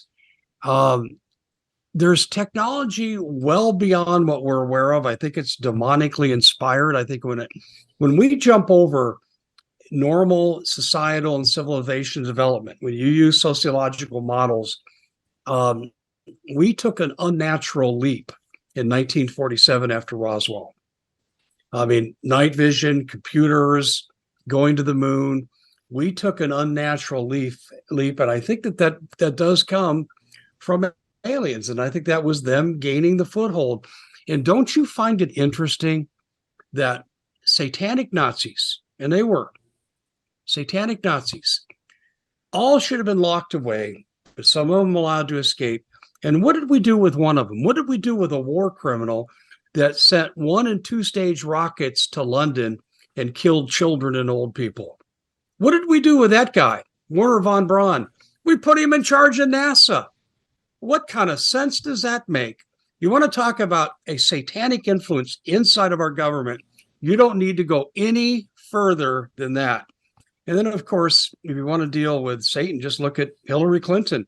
And what was she fascinated with? I got a picture of her and Lawrence Rockefeller in Jackson Hole, Wyoming, walking down a path carrying a copy of a book about UFOs and aliens. This is demonic. But I do believe we possess great technology that's been passed along to humanity for this. And I think we've all said it well. This is the great deception. But the one thing I want people to be mindful of as they watch this broadcast, it is true that we outnumber them, but numerical superiority here I don't think really matters unless that numerical superiority were Christian. The other side really holds the technological edge. So do I think we can compete with them on that level? No, but they can't compete with us on the spiritual level. And the book of Matthew is very clear. You know, you put your faith and abide by Jesus, and he will not depart from you. And I think this is what we need to be mindful of. So no matter how this threat manifests itself, bring us to the edge of war, humanity facing extinction, whatever it will be. And actually, I have a theory about this, guys, and I'm wondering what you think about this. What is the Antichrist ushered in because he's the peacemaker of the time against a perceived major threat? What if that threat was destruction of the planet? What if that threat was nuclear war? What if that threat was the most virulent pandemic we'd ever seen? I'm wondering if this isn't just part of the setup for the ushering in of the Antichrist and what will be 3.5 years of relative bliss, followed by 3.5 years of hell on earth. Well, I think it's one of many events that are on the table, Dave, because this goes right into the next question. Let's talk about the potentiality of World War III. We were going to discuss nations rising against nation, kingdoms versus kingdom, wars and rumors of wars. And I don't want this to be dominated by the alien discussion, but it is dominating the headlines. Could a kingdom be the alien opponent? Could a nation that was coming to rise against another nation be the Atlanteans returning, or the pyramids coming back from Zeta Reticuli, as Derek said? There's quite a thesis to write about on this, but let's hear it from you guys. Nation rising against nation, kingdom versus kingdom, wars and rumors of wars. And let's try and get this over in about 10, 15 minutes. Where do you guys see that we're at on the, the nuclear timetable, Dave, that you and I were talking about the other day? Are we 5 minutes to midnight for World War III? Yeah, I'll kind of jump in there on that one. That's something like the Apophis and the impending World War III seem to be like just what I'm drawn into to really do deep dives on. And as far as your initial statement, just to throw it out there, not to have it, dominate the conversation, but it is intriguing speculation. But, I've heard some great thinkers out there mention that the purpose of the Great Deception, or the rollout of the Great Deception, will be, as you're saying, an ethnos against ethnos, but on an extraterrestrial or counterfeit, deceptive extraterrestrial level, as in the Greys, little nasty, Ophidian reptilian type things, tormenting the people. They kind of use justification for this out of the, Apollyon or Abaddon, loosing things out of the bottomless pit, these transgenic things. And then it will be the Nordics, right? The blonde-haired, blue-eyed Ubermensch, that the occultics and the adepts have been trying to resurrect and worship from the beginning of time, really time immemorial, especially with the rollout of Genesis 6. That would be the war to bring about the Great Deception. Is the Greys come, they're tormenting humanity, blah, blah, blah, blah, right? All this freak show stuff going on. And then the return of the golden age of the gods is they come and actually obliterate the Greys, and they bring in a counterfeit utopic millennial reign without Jesus, right? So I have heard that. But now back to the more empirical, objective stuff.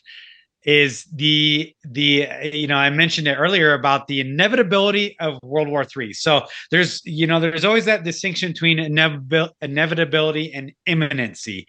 So what I believe, in answer to your question with this 5 minutes to midnight with the nuclear exchanges, I say not 5 minutes to midnight. I say we're about 27 seconds to midnight with regards to that. Although the inevitability has always been in place, and more so in particular in the last 3 years, the imminency of it is now coming into the field of view as well too. There's different aspects between NATO, the East versus West paradigm, even things that are going on with ECOWAS in Africa, and there's Wagner Group playing in the tit for tat of East versus West going on the African continent. Also in the Middle East, right, with this pivot and this repudiation of the petrodollar, this pivot towards the BRICS nation, which is going gangbusters right now. Even the rollout of a new BRICS currency, actual minted currency, which will then go into, again, the central bank digital currency. You have Yemen and Oman and the Houthi and the Tutsi and the and those aspects. And you have the Horn of Africa with Eritrea, Somalia, Ethiopia, Sudan. You have the Middle Eastern contingent with the Iran component, along with Hamas and Hezbollah and their different proxy states warring there. You have Japan on a war footing with the missiles constantly coming over from North Korea. You have South Korea putting 51 million of its citizens in underground bunkers for a civil defense drill for imminent nuclear attack. You have Kim Jong-un and his sister, I can't even remember his name, talking about the imminency of a nuclear exchange. And then obviously you have all the Russian pundits talking about the imminency of the nuclear exchange. And then that gets into even the China-US contingent with the recent spy balloons and the cyber warfare attacks that are going on, the Chinese generals with their 10,000-foot runway purchasing 200 square miles of land in Texas, and on and on and on it goes, right? And then the asymmetric warfare of all of our elected officials, it's a very definitive statement, being bought and paid for by the CCP. This is real. This is empirical. This is objective. This is measurable, and it's going on in real time. And the U.S. and the global controllers are not going to stop until they get their limited, very particular language here, limited nuclear exchange with the East. They will not stop because it has been agreed upon. It's a foregone conclusion, and it is the necessary, most immediate, imminent step for their Great Reset. It must occur in order to achieve the Great Reset. And all these other things that we've been discussing for the last 2 hours, then all of a sudden come right out into the light to be seen visibly and be implemented the way they need them to. So I could get into all the metadata of the nuances of what's going on with Russia and Ukraine, and then from there outward and the whys and the blah, blah, blah. The bottom line is that it's done. It's a done deal. So, it's like World War I and World War II. They didn't call them World War I and World War II till after the fact. Is everybody checking on that? They did not discern that it was World War I and World War II. So after the fact, that's the historical pundits, how they're able to coin this. But all the infrastructure and all the tit for tat musings leading up to even being able to understand the depths of what was happening is where we're at right now. World War III is in play. It is in process. It is active, and it is actually kinetic. So all the asymmetric psyop, blah, blah, blah, right? All the softening stuff, all that's been being done for decades, all the economic warfare and all that other type of asymmetry. But right now it is actually in its kinetic phase.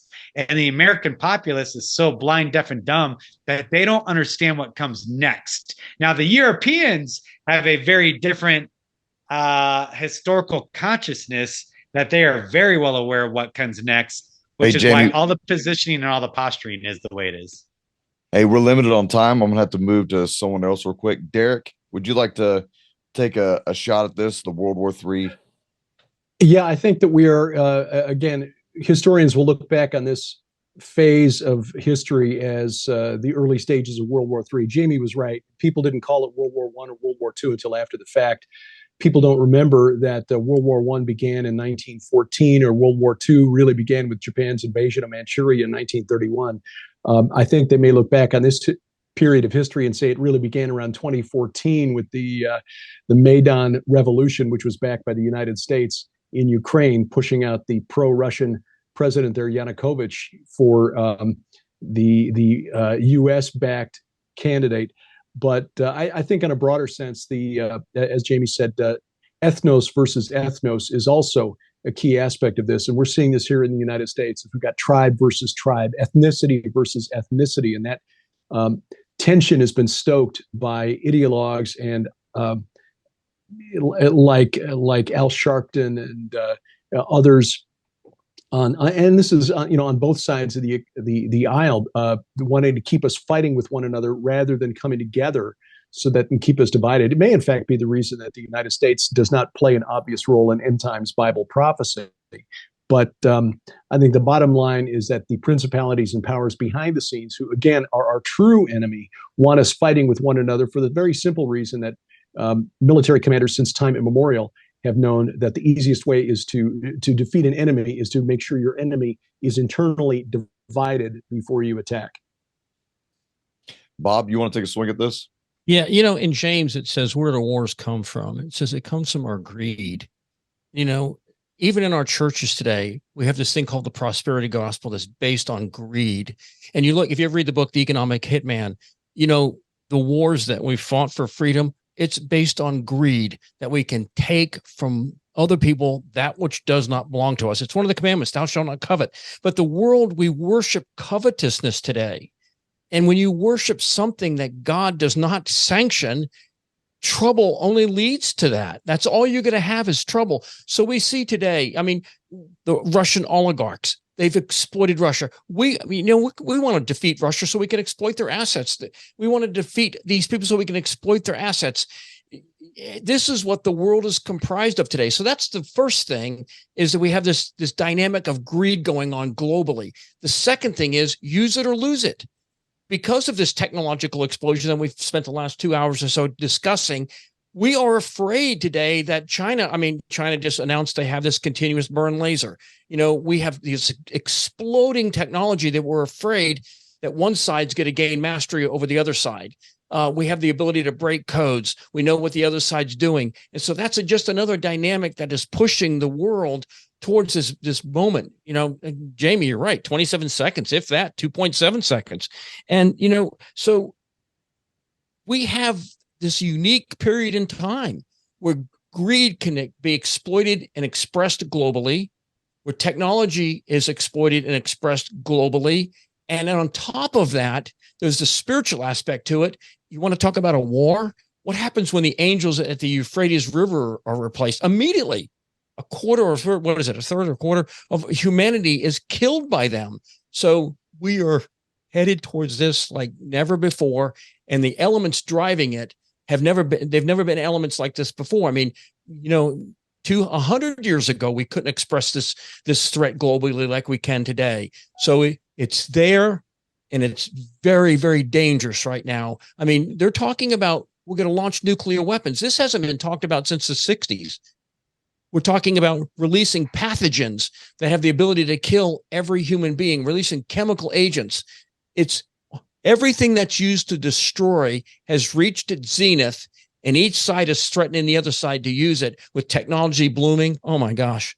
You talk about giving a kid matches to play with in a room full of gasoline. That's what humanity has at their possession right now. We are in a room full of gasoline, and we've been giving the most immature people that are in charge of things packs of matches, and they're throwing them at each other. Dave? I can't add a lot to what you've already said. First of all, I think the audience can see why all these gentlemen here make such a great contribution to my show when they come on. You see why I like to have them on often. But I can't add to what you said about the Great Deception. I think we have covered that thoroughly. I think anyone who's mindful and prayerfully listening is equipped to recognize it now when it happens, if they weren't prior to. But I kind of wait for the Weather Channel to, I say, let your hearts not be troubled. Tonight's forecast is dark, but it's going to turn to widely scattered light in the morning. And eventually the second coming will happen, and it will be total light and bliss if you make the right choice. And here's the thing I would like to leave the audience with. You're not going to escape conflict. All right. Some people want to bury their head in the sand right now. The awareness in this country is at an all-time high about the evil corruption that dominates our government and how they exploit the people and don't give a crap about us. People know, but they're hoping they can bury their heads under the covers, hide under the kitchen table, and it'll somehow pass over them. Interesting choice of words, but they think that they can escape it, and you can't. If you give in to the evil ones, you're going to be in conflict with Jesus on Judgment Day. All right. If you give in to Jesus and follow, as we hope you all do, then you're going to be in conflict in this world. But the thing is, this conflict in this world has a shelf life. It's not going to last very long. Jesus is forever. And I think the choice is very, very simple to make. And gentlemen, I want to thank you for including me in this conversation. I'm honored to have been presenting with you here. Thanks, Mike and Doug, for doing this. Hey, gentlemen, this has been a riveting conversation. I know Mike would like to end with a question for all of us. But real quick, I would like to say this because we didn't get to cover this topic yet. And we will do more of these. We'll make sure we get into the topic of the sin nature of America. But I think I can speak for everyone when I say this, that the time is growing short. If you do not know who Jesus Christ is as your Lord and Savior, now is the time. The greatest deception that Satan has ever convinced anyone is that you have till tomorrow to be saved. So, don't believe that. And if you're not saved, now's the time to be saved. So, Mike, I'm going to give it back over to you, brother. Go ahead. Thank you. Thank you. And guys, it's been an honor to be with all of you today. In 2005, the Lord asked me to gather his people and feed them. And I was like, what? What do you want to have a barbecue or something? I don't get it. But here the Watchman was born. And today, I think we truly fed the people. I would like to ask you one thing, and I'll go around to each of you and just in a short statement, answer what your feelings are to this. The times ahead will require a warrior class believer who is willing to stay focused on God and be led by the Holy Spirit. We can't sit on the fences as there is a clear distinction before us of good and evil. Derek, what would you say to that? I'd say absolutely. We need to be prepared to show the love of Jesus Christ, even to those who are taking his name in vain, those who may not like us because of what we stand for, what we believe, because the time is running short for them as well. So while we have the opportunity to show love to those around us, those who may not look or believe or act the way we do, I think we need to take advantage of those opportunities. Thank you. Jamie? Yeah, there's nothing short of an unmitigated understanding of who you are in Christ and who he is in you that's going to suffice for the days ahead. There's no amount of information, of intel, eschatology, physical preparedness. I'm not saying don't be physically prepared, don't be knowledgeable about these things, but for the cause of Christ, forsake it all and dwell and hide and abide in the shelter of the Most High and have a knowing of the understanding of the sufficiency of his death, and more importantly, the resurrection. The fact that the tomb is empty is what everything's centered on. So I couldn't challenge people enough to just grow in an understanding of who you are in Christ and who he is in you. It's the only thing that's going to stand the test of time. Thank you. Bob? The righteous are as bold as a lion. What did I think as Bonhoeffer said, if we're silent in the face of evil, it's evil itself. If we don't do anything in the face of it, we're participating in it. This is the time for men of God and women of God to stand up and be bold in the Lord Jesus Christ, not to shrink back. We don't want our souls to shrink back to perdition. We want to stand before the King. And one day, every one of us will stand before the Lord Jesus Christ, and you will hear, "Well done, thou good and faithful servant." What are those words worth to you? Versus maybe something a little bit more, fearful. "Depart from me." The Bible says cowards do not make it into the kingdom. So you have a choice here. Will you be bold? Will you express the gospel of Jesus Christ to this lost world? Or will you, for the sake of reputation, for the sake of monetary, your job, whatever, will you remain silent? God is calling forth a remnant of people right now who are not afraid. They're not the best looking. They're not the smartest. They don't have to be anything. All they have to do is use this thing and preach the gospel. Tell people about the love of God. Tell them about the second advent. Tell them about the millennium. Tell them about the joys that Jesus promises those who will find themselves in the kingdom of God. Thank you. Dave? Yeah, very well said. To me, well, let me just say this. I get a lot of people, well-meaning people that show their concern for me, that write comments on my YouTube page, on my website, and they say, Dave, I'm praying for your well-being. I appreciate the courage, blah, blah, blah, blah. I appreciate that. The prayers are really welcome because we can't get too many prayers of protection. But honestly, I've kind of taken the attitude that I'll be doing what I'm supposed to be doing, and I'll do it when I'm supposed to do it according to the master plan. And we can make a decision here. What's coming is outwardly, undeniably frightening. And people, my fear for them is that they'll be governed by fear, and they'll let fear dominate their life. When really, if you have Jesus in your life, then you're ruled by faith. No matter how big the obstacle that comes, the faith is that we will overcome and persevere, and final victory will be ours. And if I could give a gift to the world, I would just say, find Jesus, find the faith and the security that goes with it, and then you can enjoy the life that you have, within the constraints you're living in. Thank you, Dave. Doug. Here's my advice. And I come from a very different aspect from most people. Jamie and I have a similar background. But I come from the warrior's mindset, because that's all I've ever known. And God has raised me up into now kind of a preaching mindset, which is totally antithetical to the way I was raised. But from what I've learned is to be kind. For the times that are coming, be kind to your enemy, because it's like lumping hot coals upon their head. When Jesus says that when your enemy comes to you thirsty, give them water. They're hungry, give them food. If they're naked, clothe them, as we did him when he came. But he also says, carry a sword. So what I would tell people is that the best thing you can do is to plant your feet in your faith and not take one step back. No backwards step. And this is my little saying, and it's kind of my sign off, but I believe in raising up the warrior priest. I believe in bringing the men of God back to God. We need to create a shield wall of faith. We need to create a phalanx of faith of all brothers and sisters in Christ. I don't care where you fit in. Are you the guy with the sling? Are you the guy with the bow, with the axe, with the shield, with the sword? Find your place in the shield wall, and I'll see you there. Jesus already won the fight. Just show up. That's all you got to do. I'll see you in the phalanx of faith, guys. Thank you very much for this panel. God bless all you guys. This has been a wonderful conversation.